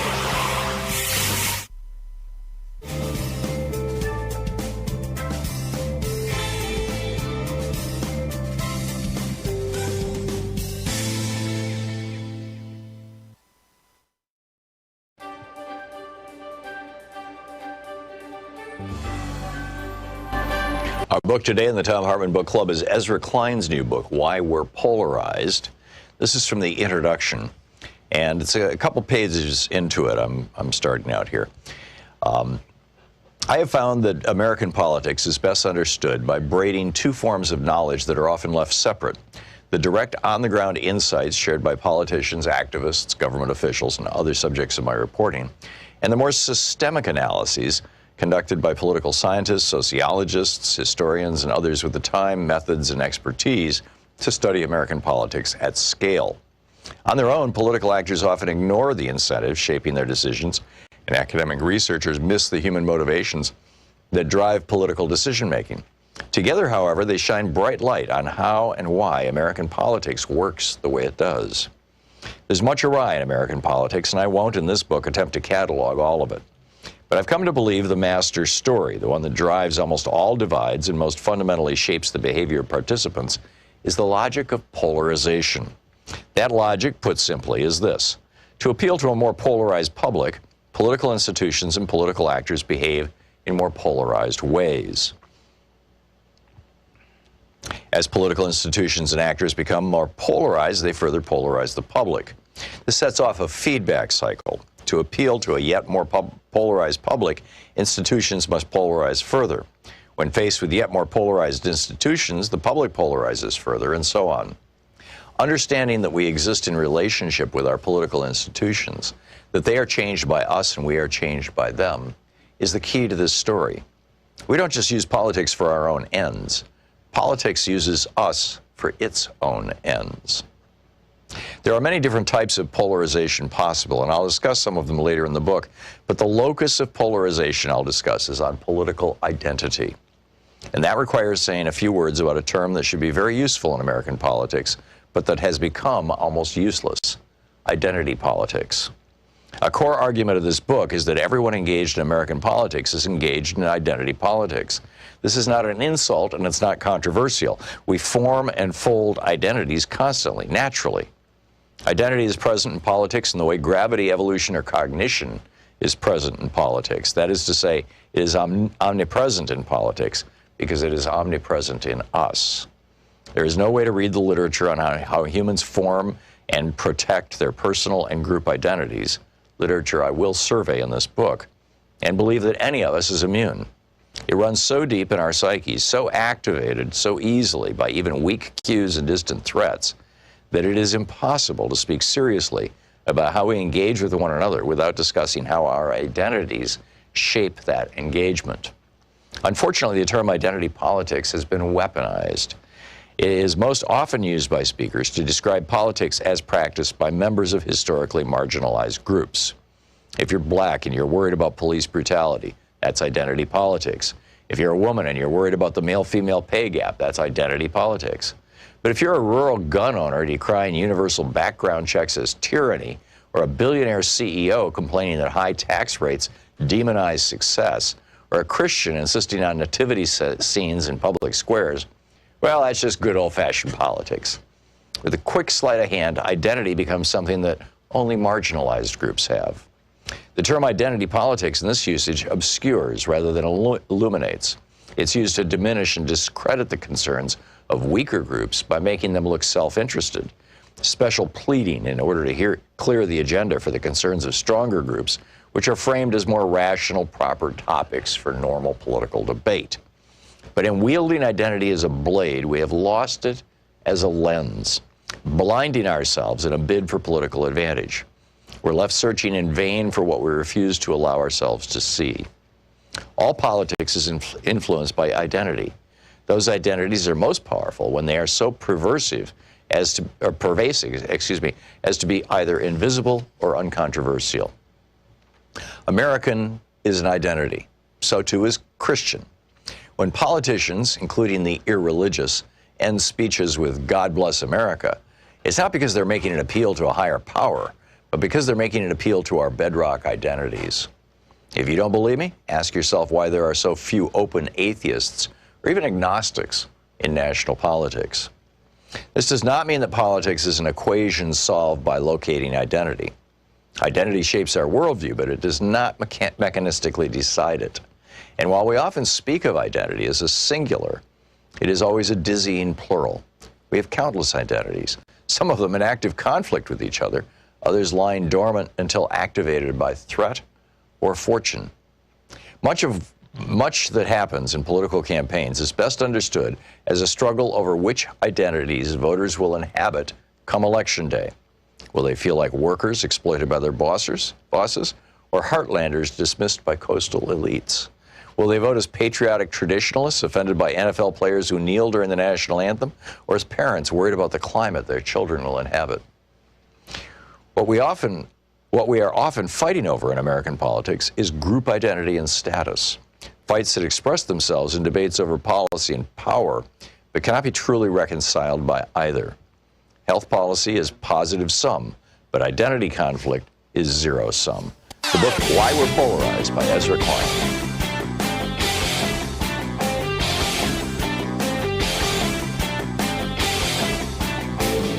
Share the Thom Hartmann program with your friends. We're available on SiriusXM, Free Speech TV, Pacifica, commercial stations nationwide, YouTube, Twitter, Facebook, on the Thom Hartmann app, and you can even tell your smart speaker to listen to the Thom Hartmann program. So we've got a new video up about the Senate Leadership Fund and the Congressional Leadership Fund, the SLF and the CLF. Nice, innocent-sounding names, right? Leadership funds and Senate and Congress, but they're Republican super PACs that are taking millions and millions of dollars from fossil fuel and other dirty industries and from right-wing billionaires and recycling that money directly into the campaigns. In fact, in several cases, actually running on the ground, get out the vote efforts for Republican members of Congress, running the entire television operation for some of these members of Congress. Lauren Boebert received over $900,000 from the Congressional Leadership Fund so that she could take the 3rd District of Colorado. It's an amazing story. They spent $437 million just in the last election. This is poisoning this money, poisoning our democracy. It's all over at ThomHartmann.com.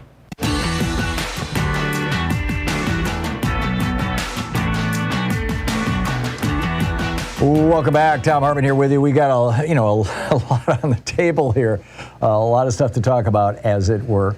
Mark in Atwood, Kansas. Hey, Mark, what's on your mind today? Thanks for listening to us on SiriusXM. Yeah, Tom, I was just going back to what you're talking about, foreign investments, and I have a different perspective in an agricultural central economy here in Kansas. We were actually doing a highway job in southwest Kansas and came across 32 consecutive sections of farm ground that had been purchased by a Russian investment company. Huh. And they had purchased the ground at $1,600 to $1,700 per acre, higher than the average for that area. Mm-hmm. So the price of that ground, what they purchased, was roughly $38 million, and it is driving out smaller family farms who simply can't afford to finance at that purchase rate, and that's contributed to Kansas's homelessness and poverty rate. This is the exact same thing that's happening in cities. As they go in and they buy up houses over market price, they'll just outbid anybody. They pay over market price. That becomes the new kind of baseline value of those homes for tax purposes and also for sale purposes. And that, it's basically inflation of home prices, rapid inflation of home prices, and that's driving homelessness. You're saying the same thing is happening with agricultural land. That's incredible. The caller just dropped. That's amazing. Dan in Altoona, Pennsylvania. Hey, Dan, what's on your mind today?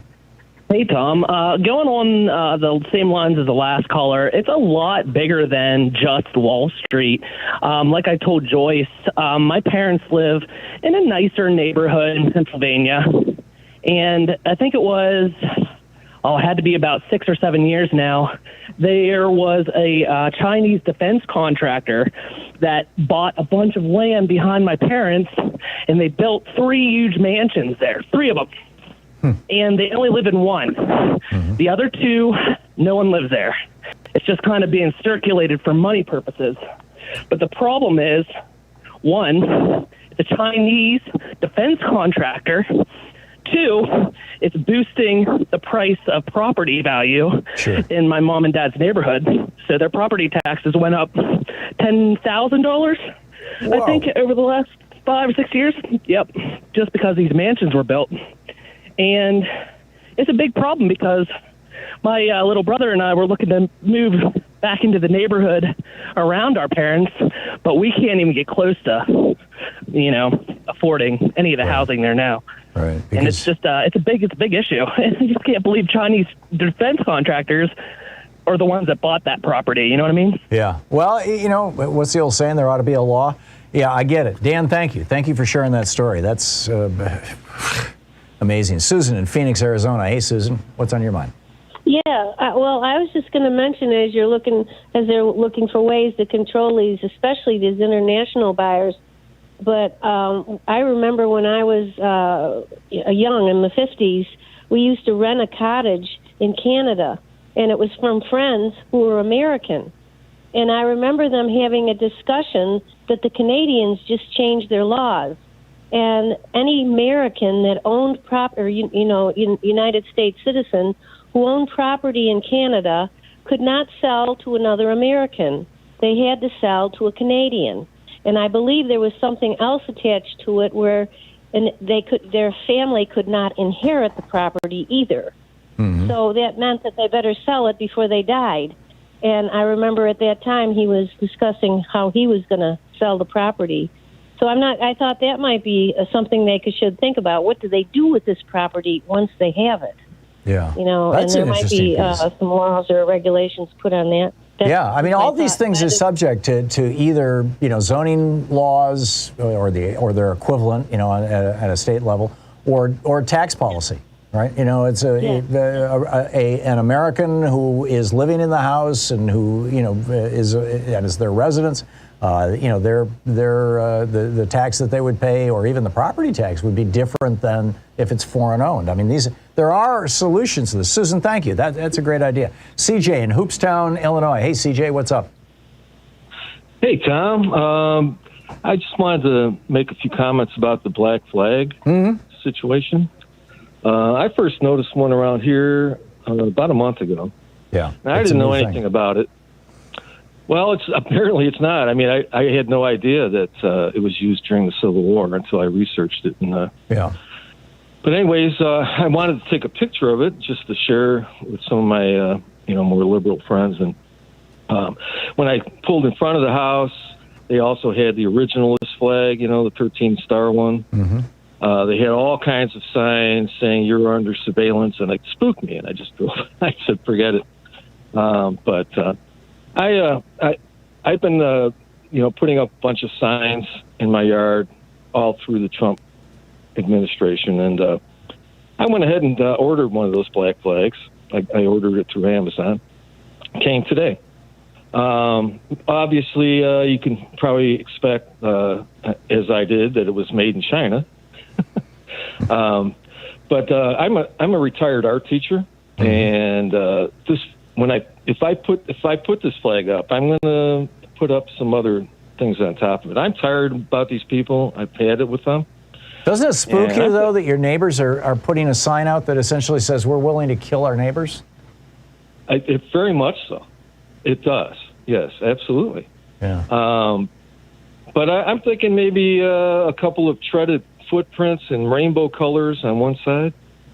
So you're going to decorate the flag, the black flag. Absolutely. Yeah. Yeah. And then on the other side, put this flag is made in China, maybe? Yeah. There you go, made in China. That will make them crazy. That will definitely make them crazy. CJ, thanks for the call, and thanks for sharing your story. I just wanted to share that with you. Yeah, it was worth the time. Thank you. Rudy in Bullhead City, Arizona. Hey, Rudy, what's on your mind? First of all, I love you. I love you, Tom. Thank you. We need you. Okay. out here in Arizona, a couple of counties over, some from Arabia, Saudi Arabia, they bought up the 4 largest farms that grew alfalfa, and they put in this multi-million-dollar pumping system to go down to the aquifer farther than regular people can, to get the water, to pump the water, to make alfalfa, to ship to Saudi Arabia to feed the horses. Wow. Isn't that something? So they're strip mining, so Saudis are strip mining Arizona of its water, which Arizona desperately needs, in order to feed horses. They also own a lot of horse farms in Kentucky and Tennessee, in the Midwest. I mean, it may be for them too, but that is amazing, Rudy. It's just amazing. Thank you very much. Thank you very much, Rudy, for that anecdote. George in Chicago. Hey, George, what's on your mind? Hi, Tom. Thanks for taking my call. I find myself in partial disagreement with you over some remarks you made about an hour ago about would it be a bad thing if doctors and nurses who don't believe in science got fired, and if police and fire and public servants who don't believe in science got fired. And basically, I sympathize with that point of view. But here in Chicago, we have a different situation that's developing right now as we speak. Not too long ago, Mayor Lightfoot announced a policy that required all city employees, including police and fire, to report their vaccination status by tomorrow. And if they don't, they'll be sent home without pay. Now, this is not a mandate to be vaccinated. It's just to say I am or I am not, right? Although clearly vaccination is preferred. Right. Now, Tuesday night, the immediate past president of the Fraternal Order of Police here, a man named Dean Angelo, died after a long struggle with the COVID, and neither he nor his family ever said publicly whether he'd been vaccinated or not, and I think it's pretty obvious that he never was. Right. The current FOP president, John Kendzior, who was an out-and-out Trumper, and for all intents and purposes, based on his own utterances since he became president, he's a fascist. He went public only a few hours after his previous president died and recommended strongly to all the members of his union that they not comply with the directive. So what we're facing right now in Chicago during this time where we've been having more violence than we've had in quite a while is a possibility of as much as 50% of the police force being sent home over this coming weekend, Friday, Saturday, and Sunday. And I'm holding my breath over what the results are going to add up to by Monday afternoon. Yeah, that's a whole different scale than, you've got 20 cops on the force who are saying no way and you kick them off. And no indication how this is going to go, George? I mean, it's going to depend on whether Mayor Lightfoot decides to enforce her requirement.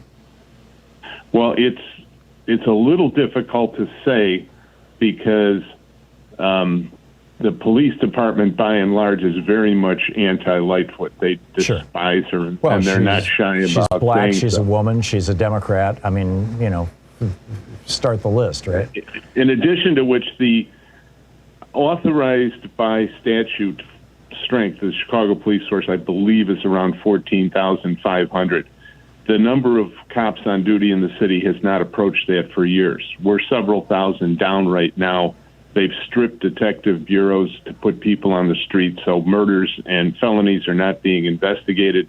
A lot of the police force has been working 12 on and 12 off for 14 days straight at a time, and they're already stretched to the max. Yeah, we're seeing the same thing in Portland. Although it is driving, I mean, you've got cops who are making $200,000 a year because of overtime as a result of that. So you could argue that there's a certain incentive to maintain that status quo, but I get it. It's going to be a tough one, George. I wish Chicago the best. Keep us up to date on this, would you? Give us a call back later, next week and tell me what happened. Will do, Tom. Okay, thanks a lot, George. Good to hear from you. Remarkable what's going on. Chicago is just a microcosm of the whole country. What a strange, unusual, extraordinary time we live in. We'll be right back with you. More of your calls. You're listening to Thom Hartmann. Visit ThomHartmann.com for audio and video archives.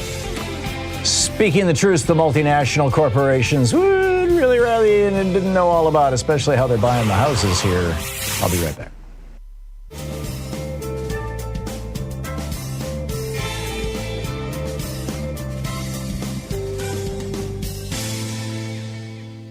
And welcome back. John in San Francisco. Hey, John, what's on your mind today? Hi, Tom. Thanks for taking my call. I had something to offer about your argument about the housing situation in the United States and, the big corporations buying up lots of properties. There's a whole nother faction that no one really seems to be pinpointing in this country about the large investments of people buying housing that doesn't really get on the radar, and that is about half the country has legal access to marijuana, but none of those states allow for the banking, legal banking of that money. So if you just go to the 60 Minutes thing about a year after Colorado legalized marijuana, there's a story about a woman in Boulder, Colorado, who runs a pot business and keeping millions of dollars in cash on hand to try keep the business going and lots of security and so on. Anyway, make a long story shorter, the way to I used to advise people or give them suggestions on how to deal with their money because a lot of my friends and stuff grew up growing pot here in California. And, those rules have all changed. But one rule can be changed overnight to legalize banking for pot businesses across the country.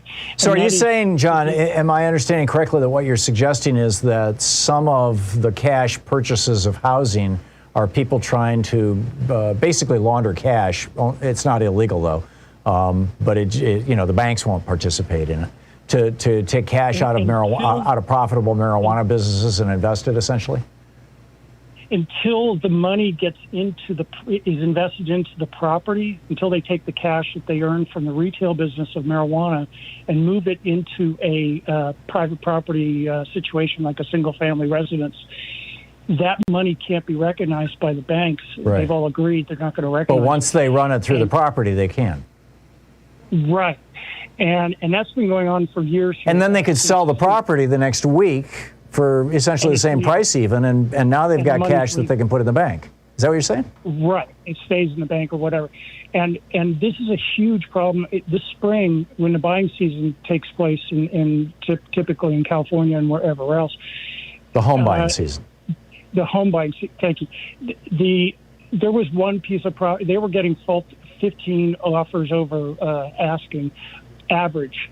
And there was one property that got 37 offers over average, and it came out to over double the price of the property. It was a couple of $1 million or something like that. And a classmate of mine, she's a real estate agent I've known since I was 5. She put a house in the market for $1.5 million, and it sold for, I think, over $2 million after multiple offers came in, and that was about a year ago. It was right at the beginning of the pandemic. Right.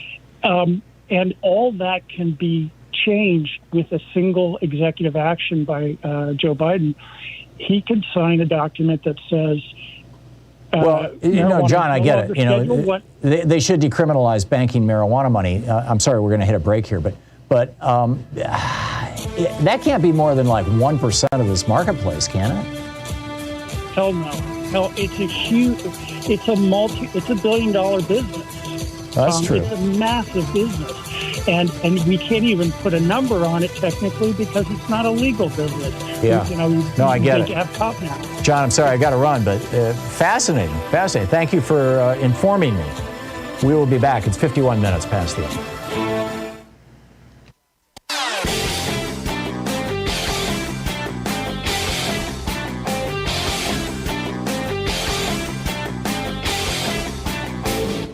Missed my opening rant today? It's usually published over at HartmannReport.com, where you can read it and share it with your friends for free. Check it out, HartmannReport.com. So there are actually some substantial differences between the Taliban, the Afghanistan Taliban, the group that has, that Donald Trump signed what his Secretary of State and his defense secretary and his national security advisor referred to as surrender documents to back in early 2020. There's a difference between the Taliban and ISIS, or even K-ISIS, which is how they're identifying the ISIS group that has emerged in Afghanistan. The main difference is that the Taliban's ambitions are largely confined to Afghanistan. They want to be a regional force. They were the government of Afghanistan before. They want to be the government of Afghanistan again. ISIS, on the other hand, wants to reestablish the entire caliphate across the Middle East, across northern Africa, across parts of southern Europe. And this is going to bring these two into conflict. I've got a whole video about this over at ThomHartmann.com for folks who support the program. Check it out.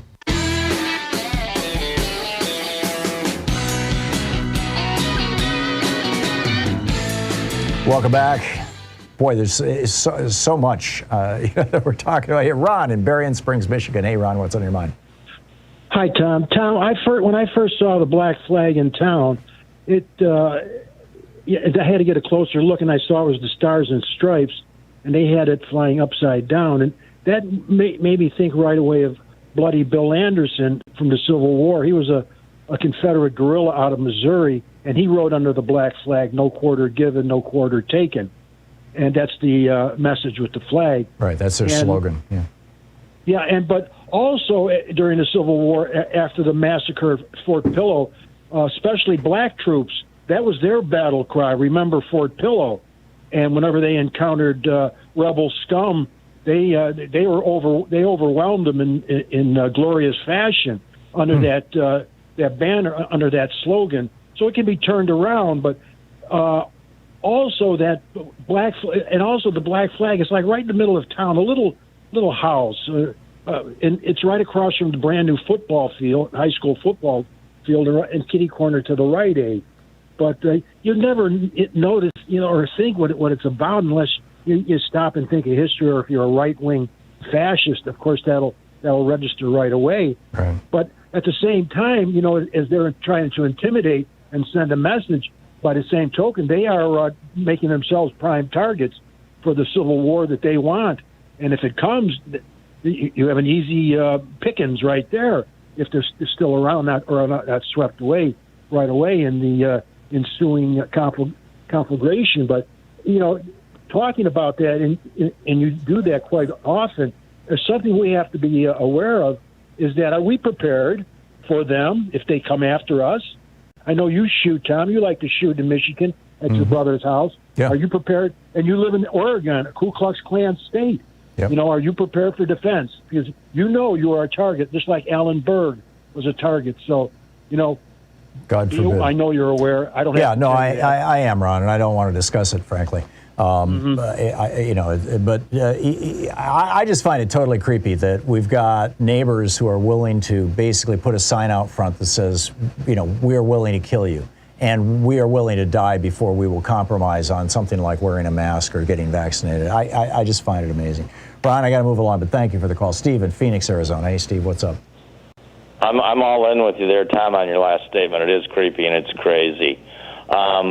One thing, I think back in 1981, I want to talk about Garland. Yeah, we just have 1 minute, Steve. Okay, I'll get her going here. Good. In 81, a friend of mine bought a house off of Monona Drive in Madison, and their interest rate was 18% at the time, and I was getting 13% on a golden passbook down at Monona Grove State Bank. And Madison's not that cheap anymore. I think homes are well over $300,000, and stuff is sold for over $40,000 over asking price. And the same out here in Phoenix. It has to $40,000-$50,000 general homes. But what I want to talk about is Garland. I'm all in with Sarah Kendzior.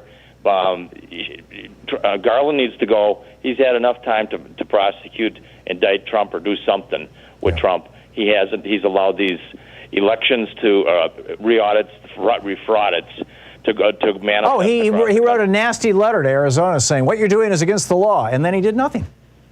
Yeah, that's insanity. They're going on, and now they've moved to Wisconsin, Pennsylvania, all other parts of the country, and Tom, he needs to go. Yeah, it's a violation of federal law. I'm with you, Steve. I'm with you.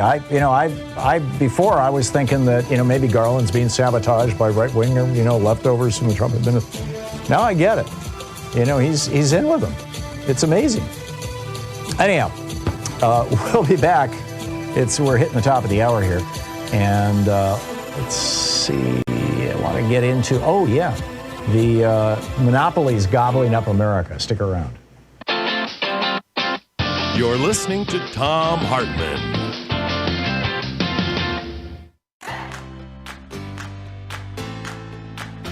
These companies support the Thom Hartmann program. They are HelloFresh, the #1 meal kit delivery service. More info at HelloFresh.com, code TOM. CB Distillery, CBD for sleep and pain relief. More info is available at cbdistillery.com, code TOM. Ground News, a well-rounded perspective for news readers. More info at ground.news/Tom.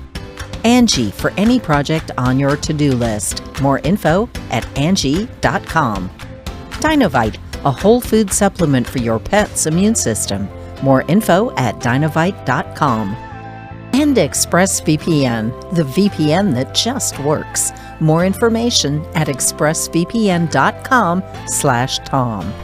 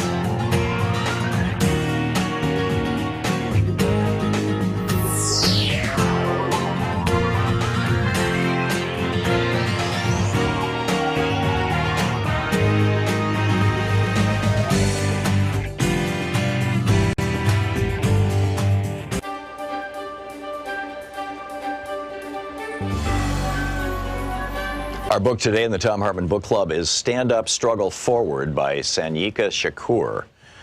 This is a book that was written back in the late 90s, but it's still very, very timely.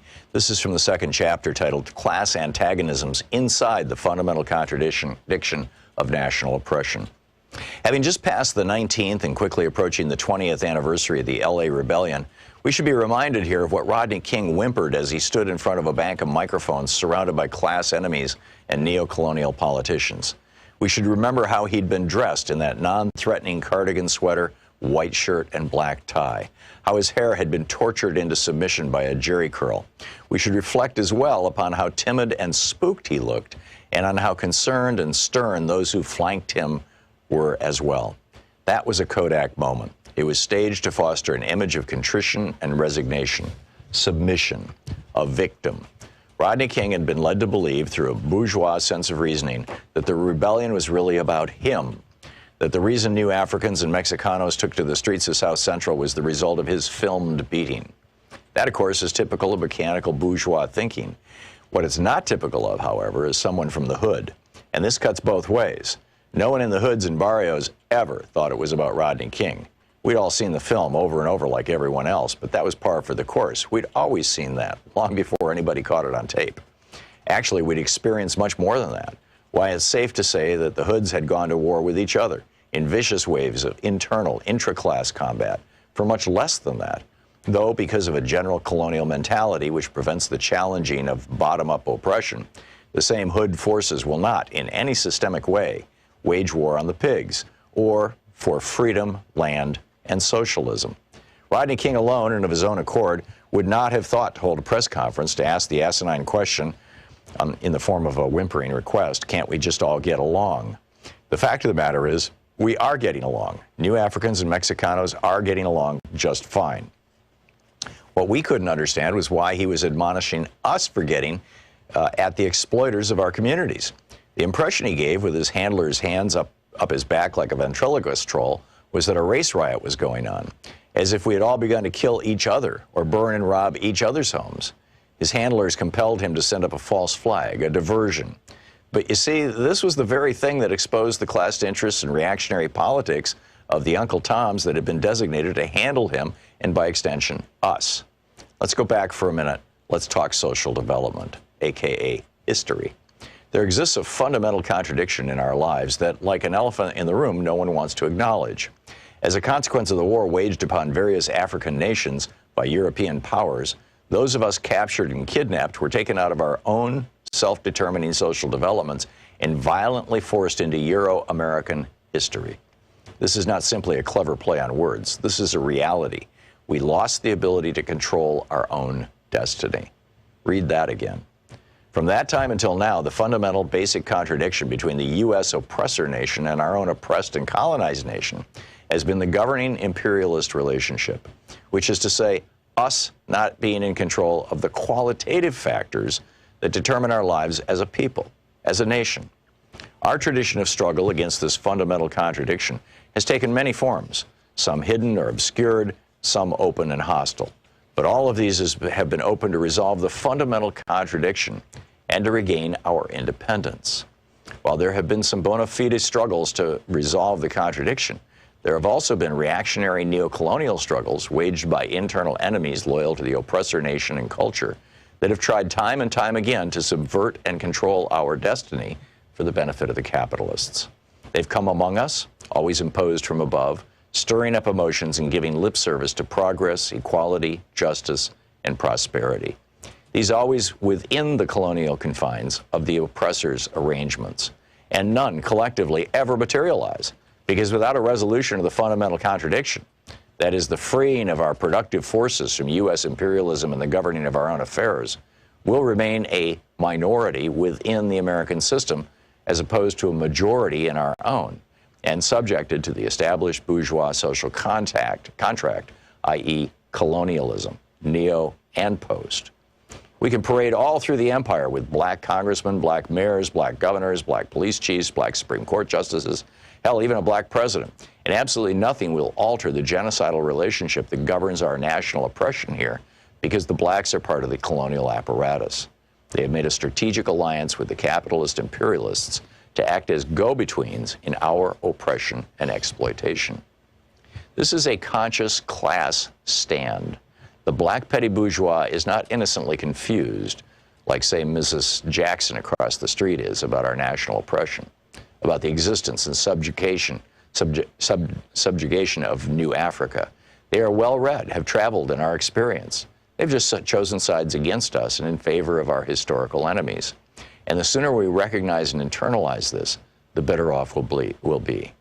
Black ain't nothing but a color. As a designation of our national identity, it has played out. It is a superficial understanding at best and a foolish and dangerous analysis at worst. We have no collective control over the qualitative factors which determine our lives. We do not, in other words, control our destiny, not as a people or a state. The book is Stand Up, Struggle Forward by Sanyika Shakur.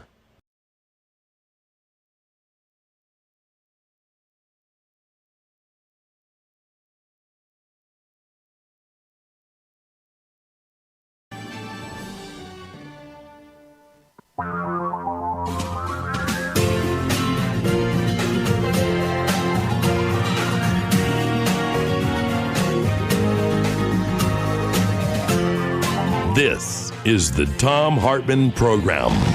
Welcome back. 6 minutes past the hour. Well, the Senate Select Committee on the January 6th attack on our democracy, according to its chairman, Benny Thompson, just said that they will use criminal contempt. They're going to go after Steve Bannon for refusing to testify, refusing to turn over documents. And no?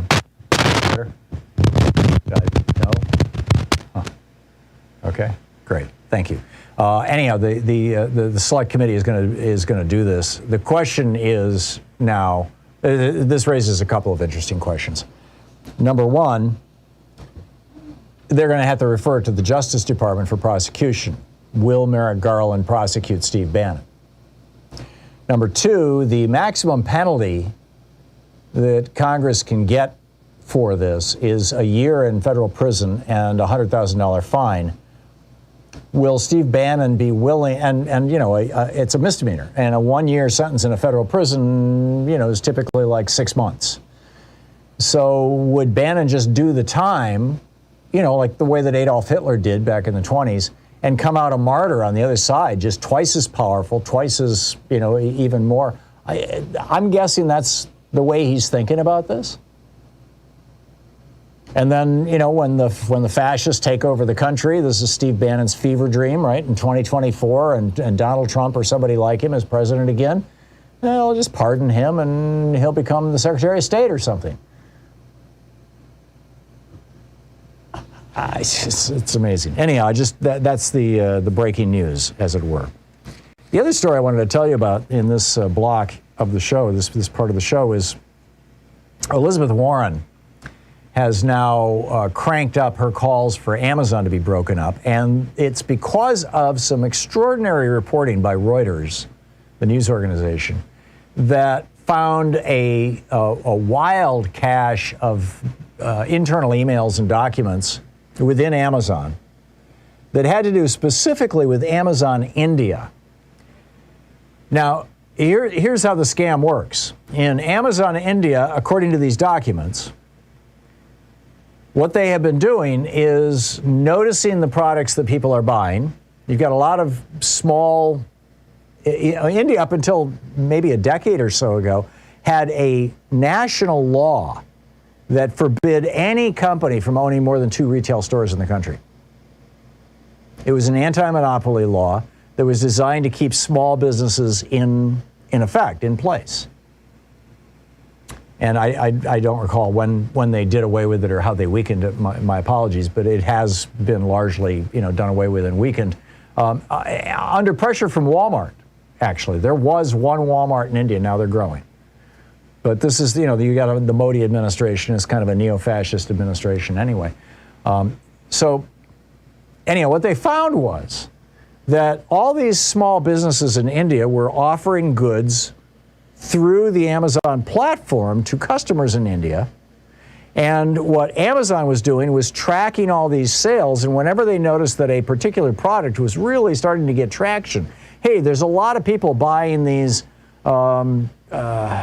batteries. There's a lot of people buying these baby carriages. There's a lot of people buying bicycles. There's a lot of people that are made by small local companies.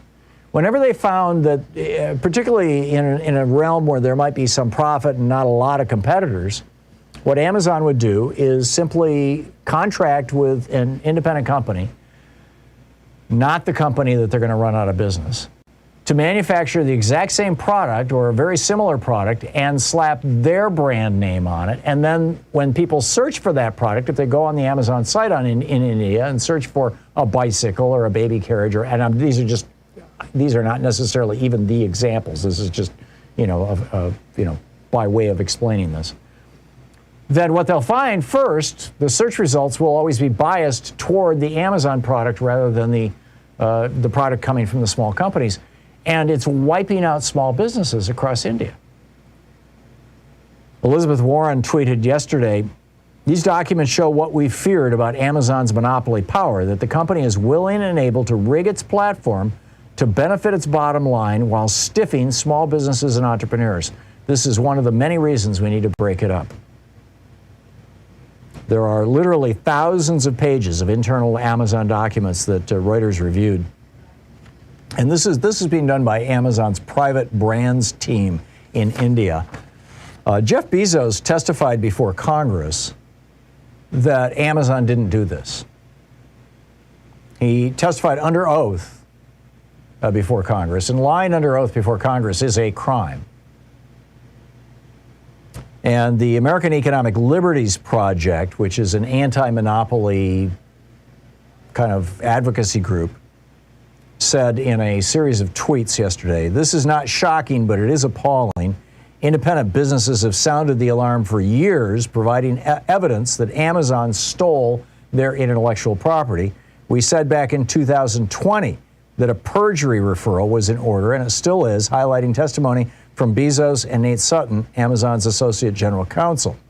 But Amazon will remain an anti-business behemoth, flagrantly breaking the law and daring policymakers to stop them. It's time to break Amazon up."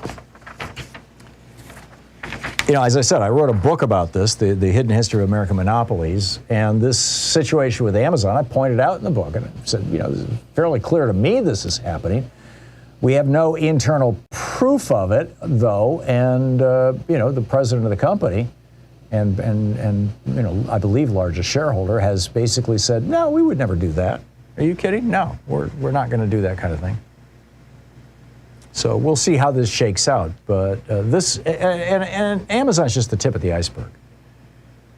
We have gone from being a country where small, independent, local businesses were the mainstay of the American economy to being a country where a handful of giant corporations dominate every sector of American business life. Used to be, and this is all basically pre and post Reagan. The big change happened in 1983 when Ronald Reagan instructed the Justice Department and the Federal Trade Commission to stop enforcing the antitrust laws. And then what you saw was what was referred to as the M&A mania. Those of you who are old enough to remember the 1980s, you will remember, there were 2 or 3 years where this was a thing. This was like in the news. Oh, this company just bought another company, and they just bought 5 more companies. And now it's the mergers and acquisition mania was the M&A thing. And the guys who called themselves M&A artists, they also called themselves masters of the universe, people like Michael Milken, became fabulously rich, taking companies, a number of smaller companies in a sector. Hey, let's buy up all the companies that make, fill in the blanks, right? Breakfast cereals or bicycles or all the hotels, the banks, the retail stores, the 5 and dime stores, the grocery stores, the car dealerships. You name it, right? Let's buy them up, combine them together under a single brand. We'll keep enough different competitors in the marketplace that it appears that there's competition. We went from dozens of airlines to basically, fewer than 10 major national airlines, arguably fewer than 6. And so what has happened is that every niche in America, I want to say industrial niche, but it's not just manufacturing. This involves retailing, it involves service industries, it involves restaurants, banks, right across the board. You can't name a sector of the American economy now that is not dominated by fewer than 6 companies that own more than roughly 80% of that sector. That's called monopoly. Technically, that's called oligopoly. It's like a group of oligarchs have essentially a cooperative monopoly. And it's arguably illegal. Certainly under the antitrust laws. The problem is that the Supreme Court has chosen to adopt Robert Bork's understanding of the antitrust laws, which was that it doesn't matter what the company does as long as it's making money for its shareholders and it's not raising prices on its consumers. And it's just been this fundamental shift in how we do business in America. And it's not a good thing. It's definitely not a good thing. It's not a good thing for American consumers. And even worse, it makes it almost impossible to start a small business. Used to be you could visit before Reagan, you could visit any city in America and all you would see were local names on the stores, on the hotels, on the banks, on the restaurants. Now all you see is what? Macy's and Wells Fargo and Marriott and Olive Tree. We'll be back. This is the Thom Hartmann Program. Have you seen small businesses going out of business? Have you encountered the difficulty of starting a small business in this economy, in this monopolized economy?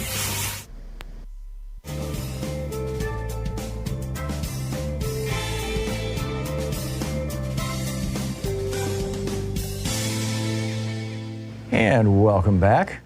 As they say in the radio business, there are open lines right now. Kirk in Bremerton, Washington. Hey, Kirk, what's on your mind today? Good morning, Tom.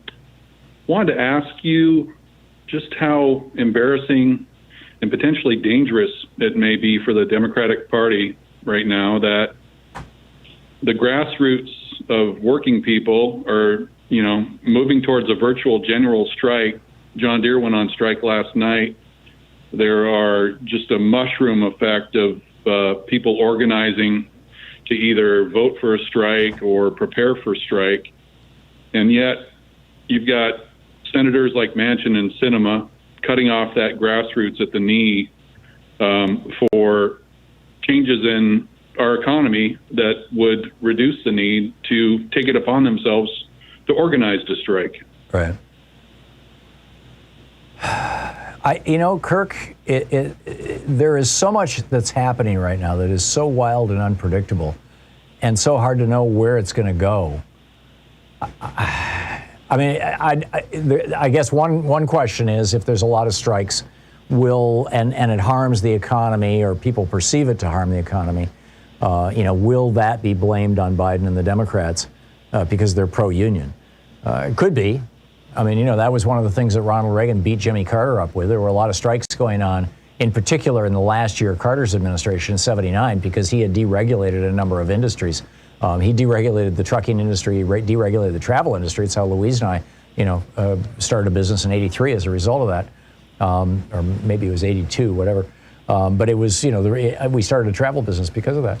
And so there were people, there were certainly workers pushing back on those things. The airline industry started monopolizing in the early '80s under Reagan.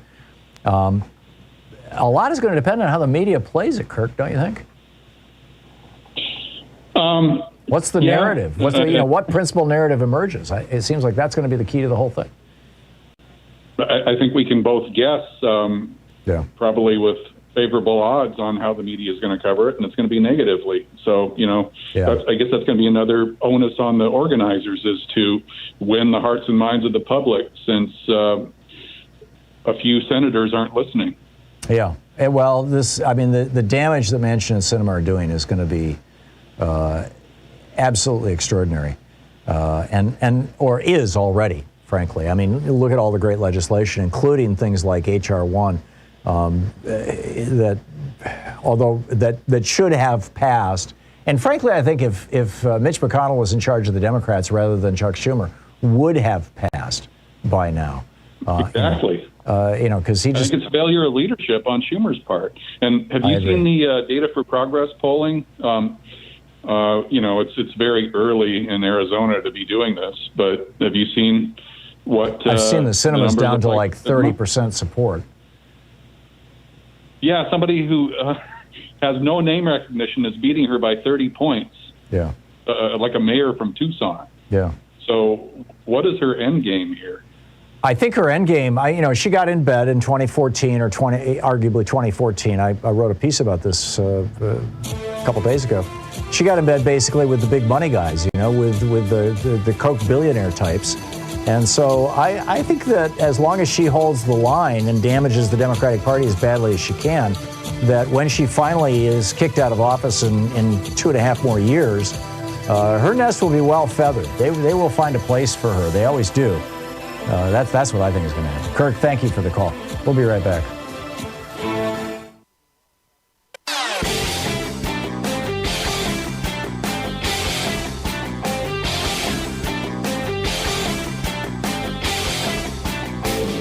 Our 1-hour free podcast recaps our show, and it's available wherever fine podcasts are found. And we have the full 3-hour podcast available over at thomhartmann.com if you want to really support our program. So Rand Paul is now echoing Louis Gohmert. Remember Louis Gohmert back in the day, after 9/11, when he was talking about terror babies? There's Muslims coming to the United States to have babies who will be citizens, and we can't kick them out anymore, and then they're going to grow up and they're going to be terrorists. Yeah, and we all kind of laughed at Louis Gohmert. So now Rand Paul is talking about how the Biden administration is taking kids from down at the border who may have it, COVID, and they're plucking them up and putting them all over the United States as if they're wishing to seed the country with a new variant. Right. But that's not half of it. Then he goes on to say that, for him, quote, the bottom line for those who are saying I won't go to a restaurant unless everybody's vaccinated, he says, mind your own business. Well, Rand, it is our business. Public health is all of our businesses. I've got a whole new rant about Rand Paul's bizarre take on the public good over at thomhartmann.com. It's a video. You can check it out there.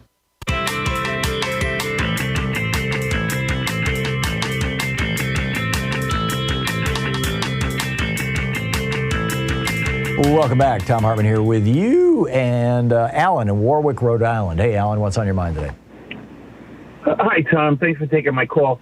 Tom, I'm probably wrong because I'm not a very well-educated man. I'm a worker bee, not a studier. But Bannon was pardoned, and wouldn't that make him have to testify in front of Congress? And if he didn't, he'd be jailed until he testified. Am I correct, or am I wrong? Or Bannon was pardoned for a scheme that he and a couple of other guys had hatched to build a border wall in Texas. And they were raising money from, white racists who were ardently freaked out about brown Mexicans coming into the United States and basically just putting that money in their pocket. And he got busted on the yacht of this Chinese billionaire by the U.S. Postal Service because they were alleging he had engaged in a scheme that, because people were mailing him checks, was postal fraud. And that's what he was charged with. That's what he was pardoned for. So if they're questioning him about his scam to build the wall that he made millions of dollars off of, they couldn't enforce a subpoena. They can't question him. They couldn't prosecute him or anything. But they're not talking about that at all. What they're asking is, what was your role in January 6th? That's a completely different kettle of fish. Yeah, I was curious that because he had already been pardoned for some major crime that perhaps he lost his Fifth Amendment right because of it. But only relevant. Thank you very much. Yeah, the pardon would only be the power of the pardon would only have to do with that. Alan, thank you for the call. Oh, the other story I wanted to share with you, I'll do this real quick, is that Chuck Schumer, in a letter this morning to other Democratic senators, said that on Tuesday of next week, he's going to bring forward the Freedom to Vote Act. Now, the Freedom to Vote Act is a piece of legislation that, when they couldn't get H.R. 1, the For the People Act, through the United States Senate, and they couldn't get Manchin and Sinema to agree to end the filibuster for voting rights. Basically, what Joe Biden did is he said to Joe Manchin, okay, you're a Democrat, you're with us, you don't like this current bill, come up with your own. And so Joe Manchin got together with a bunch of Democrats who were concerned about voting rights, and they came up with a bill that Joe Manchin found acceptable. It's called the Freedom to Vote Act. And it's a wildly watered down version of the For the People Act of H.R. 1, but it's still got a lot of good stuff in it, and it would blow up some of the Republicans' plans to literally rig elections so that state elections officials don't have to pay attention to the vote. They can just declare an election however they feel. It would render that illegal. 19 states now have passed laws to that effect, all Republican controlled. The end of democracy as we know it. So even this Freedom to Vote Act, Manchin's Act, would be a huge forward step. But they still couldn't get it past the filibuster. So Joe Manchin said, I'll get 10 Republicans to go along with this. Don't worry, I'm going to do it. Just pull the For the People Act. Don't talk about the John Lewis Voting Rights Act.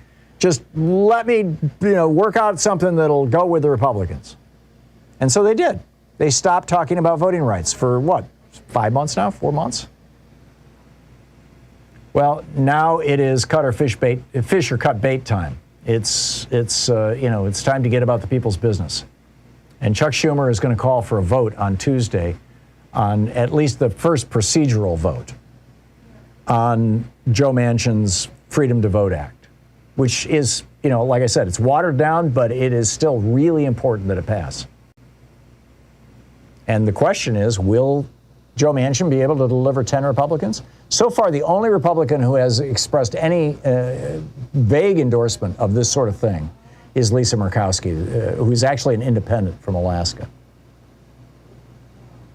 So I'm not seeing 10 Republicans, but, who knows? Or will this be, when the Republicans fail to show up, will this be the tool that Schumer can use to convince the rest of the Democrats to hold a vote on the Senate rules, which will only take 50 votes plus the vice president to pass, to do away with the filibuster, or more likely, to simply drill another hole in the filibuster this time for voting rights. Stay tuned. We'll find out next week. You're listening to the Thom Hartmann Program. Call 202-808-9925. I am guessing, by the way, that it won't happen quickly. Getting to that, let's change the filibuster. But you never know. We'll be back with your calls after this.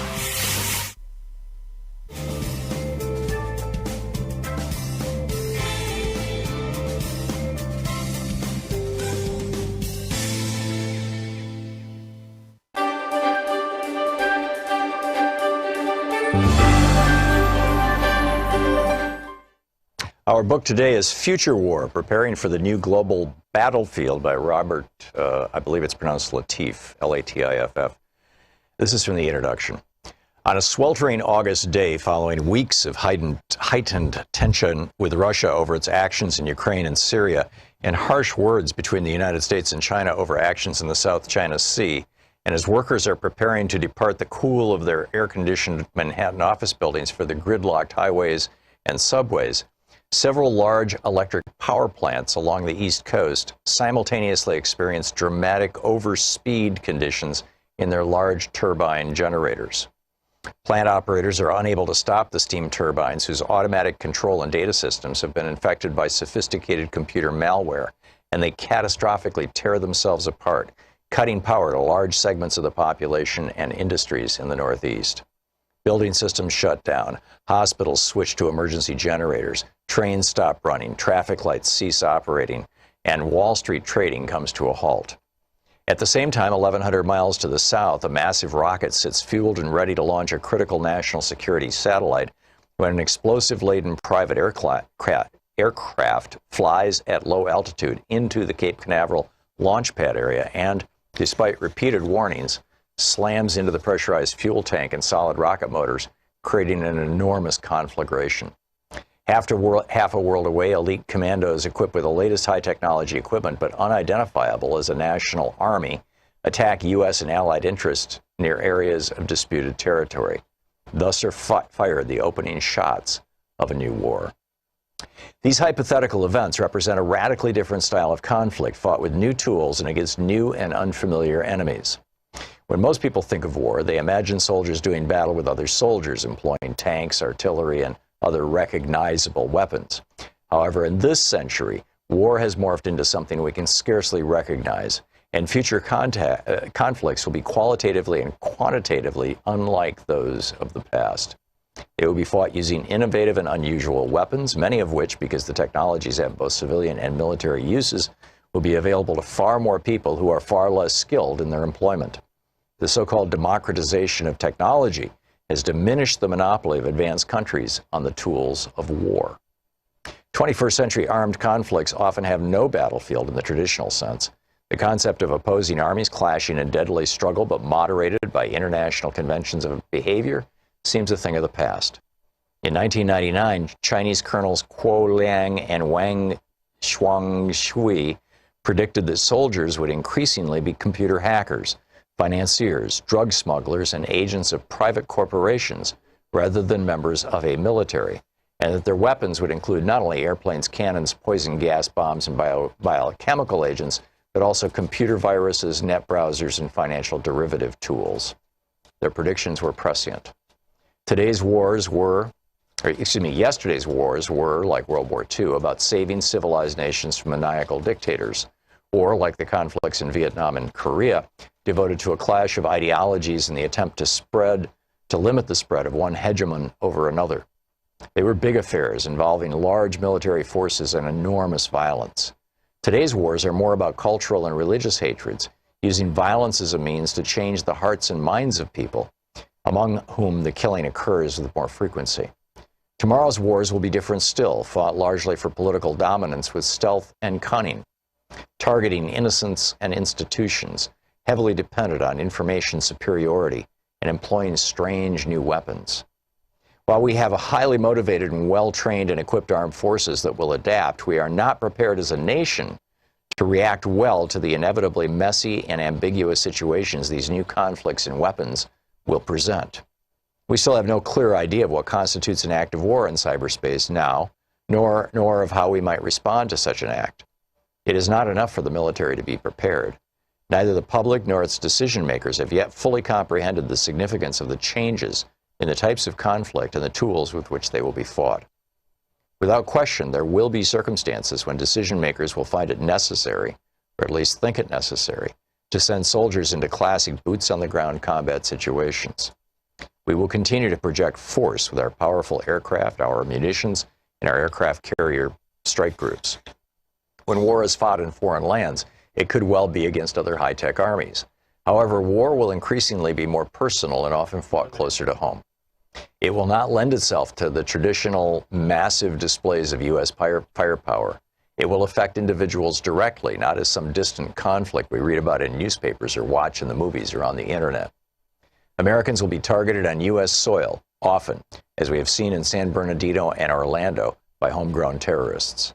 This form of war will be messy and complex, and it will not lend itself to easy, quick, soundbite solutions. It may not even be clear for a while who perpetrated the violence against us. Was it state-sponsored or a random act of terror? Will we unleash massive destruction on foreign countries in retaliation for attacks by terrorists residing on our own soil? If so, to what end and with what consequences? There are always consequences, whether they be the death or capture of our own troops, unnecessary civilian casualties, or the incitement of more violence. The book Future War by Robert Latif. Unwanted Spy by Jeffrey Sterling.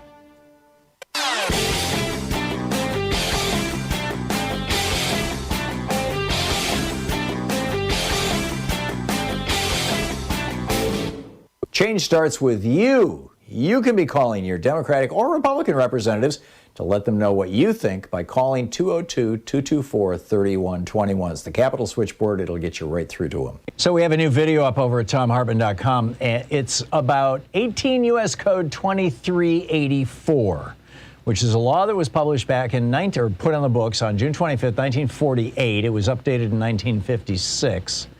And it's very, very straightforward. It says, if two or more persons in any state or territory or in any place subject to the jurisdiction of the United States conspire to overthrow, put down, or destroy by force the government of the United States, or to levy war against them, or to oppose by force the authority thereof, or by force to prevent, hinder, or delay the execution of any law of the United States, or by force to seize, take, or possess any property of the United States, they shall be fined under this title or imprisoned for not more than 20 years or both. Tell me that doesn't perfectly describe what happened on January 6th. Seditious conspiracy. The video's at ThomHartmann.com. Check it out.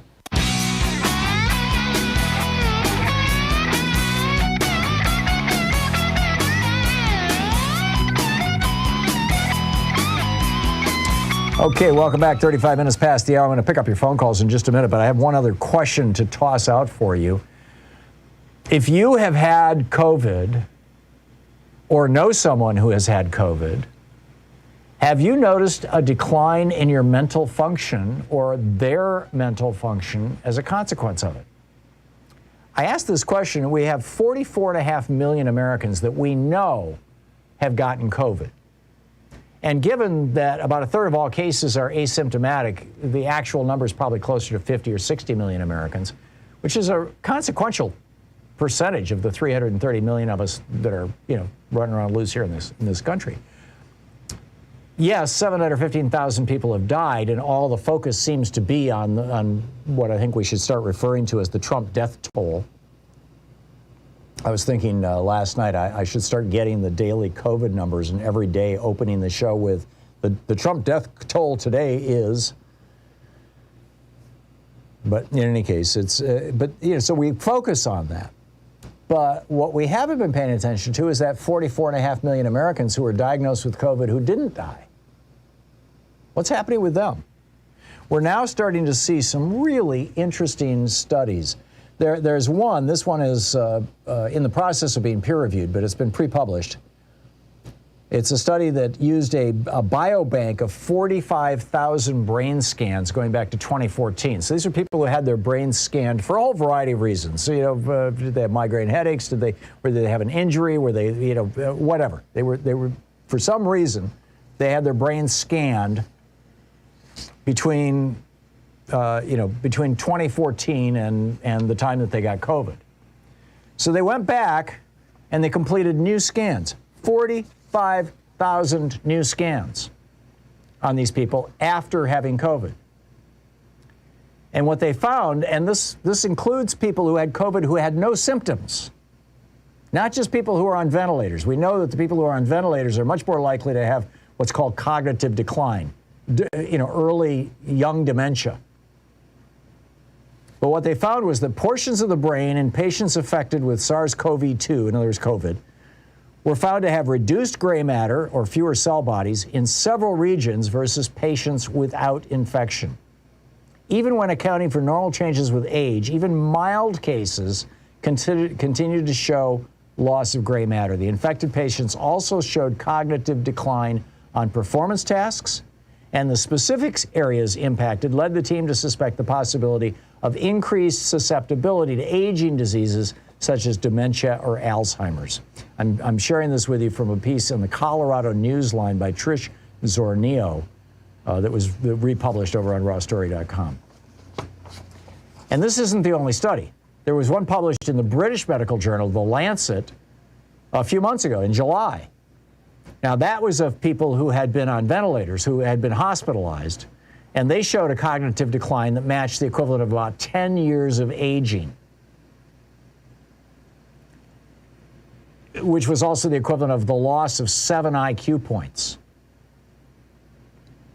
And that same study also found that among people who were asymptomatic or there were mild cases, there were also what they refer to as mild cognitive decline. So it appears that COVID is making people stupid. Could this account for the Republican Party today? I say that, jokingly, but other studies are actively investigated, not just cognition, but other parts of the body. Even asymptomatic cases are producing mild to moderate scarring in the lungs. This is often called a ground glass opacity in the chest X-ray, and it can appear as if one had smoked for years. It's amazing. It's absolutely amazing. Anyhow, let me pick up your phone calls. Paul in Woodinville, Washington. Hey, Paul, what's on your mind today? Tom, my father, my 93-year-old dad, who never got a vaccine because he bought into the. I don't think he was a serious right winger, but actually he didn't. He said he didn't think he needed one, and when he asked my sister if he thought he should get one, she told him, "Well, heck, you've been doing so pretty good so far, and no reason to get one now. And besides, the side effects are worse than the disease." He was hospitalized over 2 weeks ago with COVID. He didn't have the lung problem, but he seemed to have 2 strokes and collapsed before they took him to the hospital, and now he's launched full-fledged into dementia, and the COVID fog is so thick they don't know if it'll ever lift, and the doctors have said he was living on his own at age 93, and I thought he was pretty strong, pretty healthy, but they're saying he probably will never live on his own again. Wow. If he survives. And he's still in the ICU. They don't know if they're thinking about by the end of the week or maybe next week if he can go down to a less critical state of care, but he can't. My sisters went to visit him yesterday, and he said, "Well, are you staying for dinner? Do you think we have enough fish in the refrigerator for everybody?" He didn't even know where he was. Wow. I'm so sorry to hear that, Paul, about your dad. That's so tragic. And it could have been all avoided. I called him in April after I got my shot, and I said, "Dad, did you get your shot?" And he said, "I don't need one of those." And, in Christmas time last year, he was very positive about, he said, "No, the pandemic's going to go away. They're getting the shot." So I thought he would, but he said he didn't need one, and he said he didn't even know where to get one. He lives in Wayne County, Detroit, and I said, there must be lots of places. Ask your doctor. Right. And he never did. And, my father, I've learned my relationship with him is I've learned I'm not going to argue with him. He doesn't appreciate arguing and convincing. Sure. I said, "Okay, Dad, well, good luck with that." And I knew it was only a matter of time. And my sisters are kind of right-wingers, and I wouldn't say they're real Trumpies, although they voted for Trump, but they bought into all the misinformation about the vaccine, and now this is what's happened to Dad, who I thought was my dad was a professional jazz trombone player, and he was still playing up into this year. He at 93, he was still playing professionally. Wow. And now he is. And now he has COVID dementia. Yep. I'm so sorry. I'm so sorry. Paul, thank you. Thank you for sharing that story. It's got to be a tough one. Andrea in Myrtle Beach, South Carolina. Hey, Andrea, what's on your mind today? Nobody seems to be mentioning the fact that Barack Obama went to Senator Orrin Hatch and said, who can you recommend that I should put in this Supreme Court position? And he came up with Merrick Garland. You're correct. You're right. Yeah. Absolutely.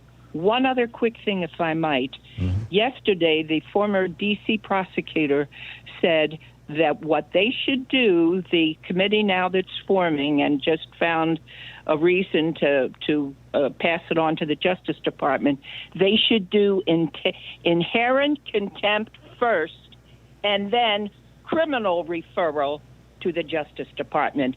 It would save time and it would not be drug out this way. Yeah, although inherent contempt hasn't been used since the 1920s, there's some questions about it. But doesn't matter. We have reached out to Jamie Raskin. Sean and I were talking about this a couple days ago. To his office to see if he can come on the program and explain to us, because he's the one who's advocating this, and he's also a constitutional law professor. So smart guy, he would know. I don't know enough about inherent contempt.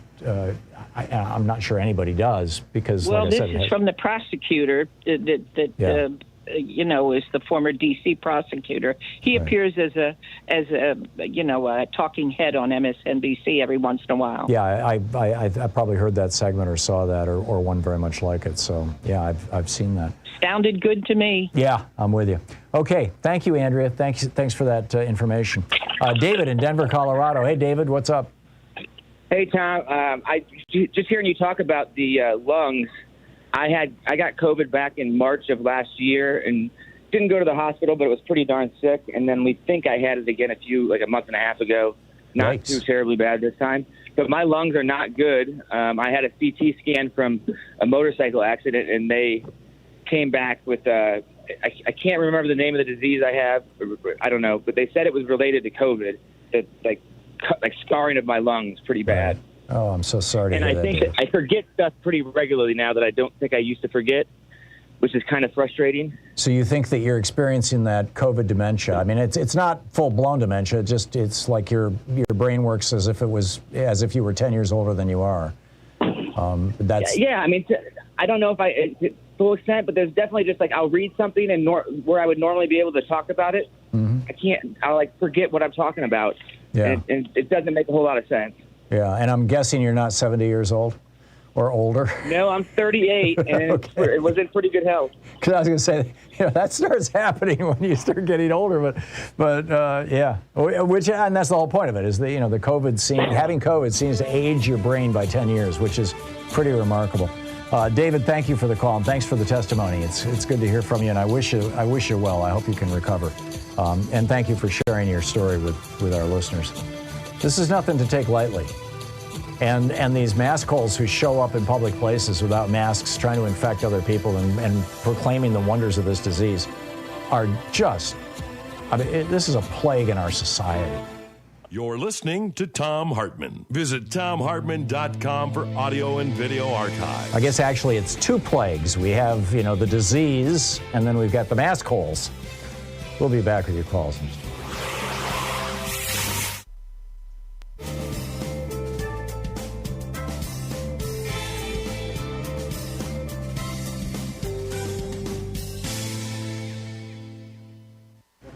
And welcome back. Jeff in Portland. Hey, Jeff, what's up? Hey, good morning, Tom. Thanks for all you do. I do want to disagree with you a little. I have a list for you. Of your disagreements? Al Gore, John Kerry, Barack Obama, Eric Holder, Robert Mueller, Chuck Schumer, Merrick Garland. What would you say all those guys have in common? I don't know. I would say they're all seemingly nice guys, highly intelligent, some of them very eloquent. But in my opinion, the last 20 years, they're, as leaders of the Democratic Party or people the Democratic Party is depending on to hold Republicans accountable. Their passivity their aversion to conflict, their unwillingness to rock the boat too much, it's led us to this fragile state of our democracy. And your interview with Sarah Kendzior, it should be shocking to us all. So, I would disagree with you, Tom. I think if Garland can't be pressured to meet this moment and do his job, the job he was appointed to, I think President Biden's going to have no choice but to replace him. I hope you're right, Jeff. I hope you're right. I'm not sure what you're disagreeing with. I mean, I think he should be replaced. I wrote an op-ed months ago calling for him to be fired and did a whole rant on the show about it. I thought you told her that it would just Biden really, it would be too much. It would be of a mess. Scandal. It would be an absolute mess. And I think that probably you, Jeff, would acknowledge that. But I'm not saying that he shouldn't do it because it'll be a mess. I'm just saying, my God, it's just another thing, Because what's a bigger mess? Letting, not backing up the 1-6 committee, and enforcing the subpoenas, continuing to allow these fraudits and this assault on democratic voting. No, Jeff, I surrender. if what I said sounded like I was saying that Biden should not fire Garland because he'd have trouble getting a replacement through the Senate or whatever. There's a whole bunch of different scenarios that would probably play out. Ted Cruz right now is single-handedly blocking dozens of U.S. ambassadors, for example, because he's pissed off about something. It would be a problem, but I'm fine with that. I think the Justice Department needs to get about its business, and if Merrick Garland is blocking the Justice Department from doing what it needs to do, he needs to go.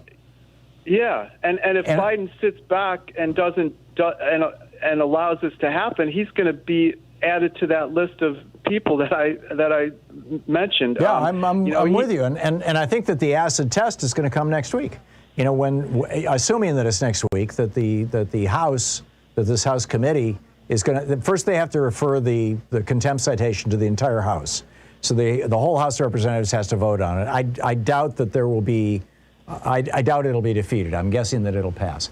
Then that referral goes from the House of Representatives to the Department of Justice, and they have a certain period of time to respond to it. And I don't know what that period of time is. I'm assuming it's within a month, but I just don't know. I'm not even sure that it's statutorily defined. But if it turns out that Garland is not doing this, he's got to be toast rapidly. He's got to be replaced rapidly. Jeff, thank you for the call, and my apologies again if it sounded like I was saying I was backing away from my own assertion from back in, I think it was in June or maybe July. You can find it over at HartmannReport.com. I wrote a piece about it. Garland has to be fired. If it seemed like I was backing away from that, my apologies. I certainly wasn't. We'll be right back.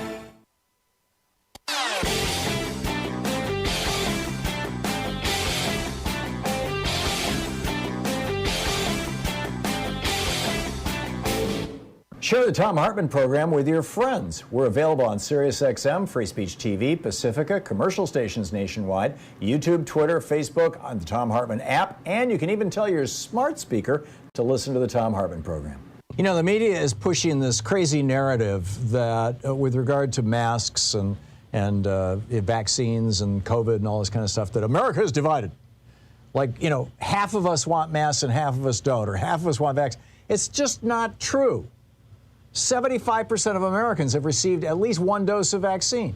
70% of Americans think that we should have mask mandates in all of our schools. Only 17%, this is from the latest Pew studies, polling, only 17% of Americans are opposed to mask mandates in schools. And what we have is this tiny fringe that is being cranked. Now we're learning from China as well as from Russia and perhaps other countries, plus the people in, a relatively small number of people, Trump followers, who think that tearing the country apart is a good thing and somehow it'll hurt Joe Biden and hurt the Democrats in the next election. It's crazy. I got a whole video rant about this over at ThomHartmann.com that you can check out.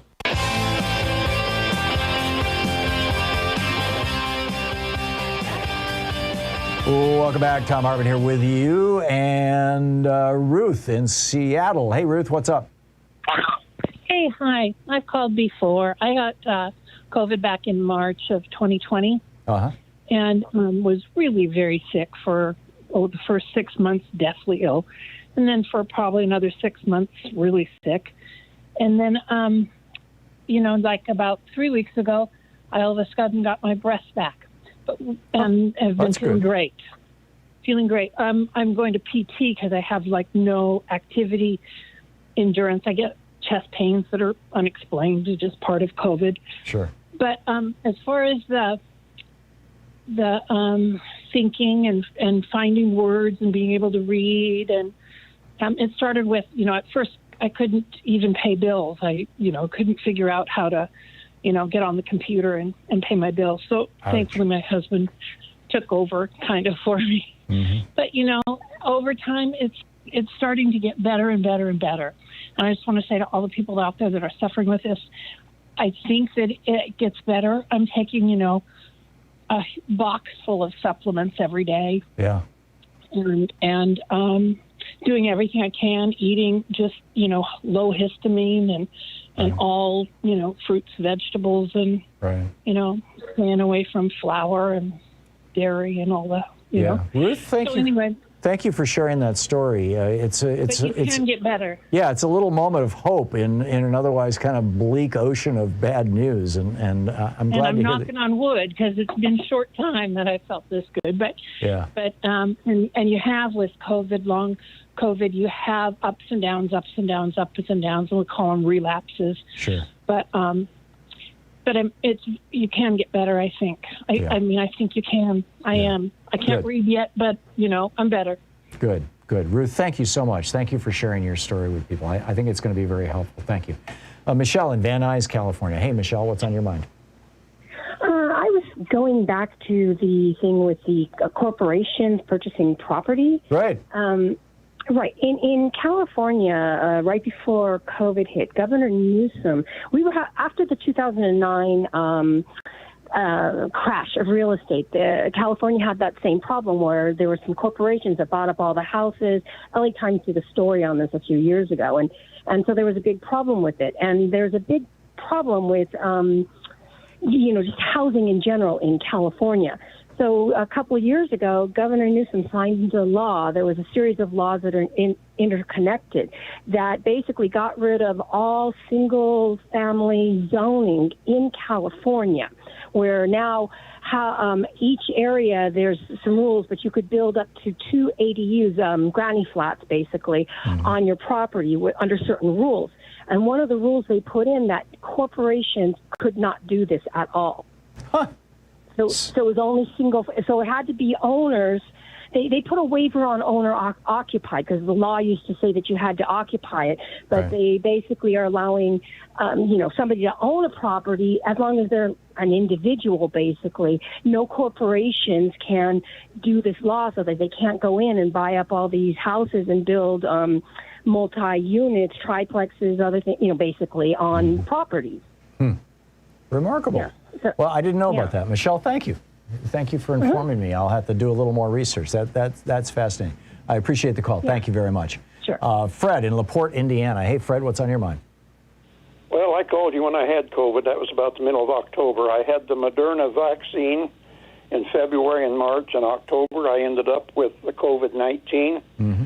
I'm 82 years old. I have COPD, and I think the vaccine kept me out of the hospital. I spent my time here at home. Felt bad. I've had the flu. It made me feel worse. I was very weak, very tired. I went through my quarantine period, keeping the fever down. And after everything was over with, I guess I've had an opposite reaction because I felt a little better after I got over it than I did before. Well, another good news story. So that's glad to hear that, Fred. I recommend the vaccine. I questioned it to begin with. Now, I got my youngest boy, my daughter-in-law just called me and said he's down bad with it. Oh, no. He was an anti-vaxxer. So I'm sorry to hear that. I'm glad I got it. I did not end up in the hospital. If I hadn't had it, I think I would have because I really got bad. Thank God. Fred, I got to run, but thank you. Thank you for sharing your story with us. And it's those kinds of stories, right? It's people sharing stories with each other. That is so cool about this kind of community around this program. I'm so grateful to everybody who shares on this program. Thank you. And thank you for watching today. We'll be back tomorrow, same time, same place. Get out there, get active, tag You're It. We'll see you tomorrow. Be good to yourself and the people around you, and stay safe. You've been listening to Thom Hartmann. For audio and video archives, visit thomhartmann.com.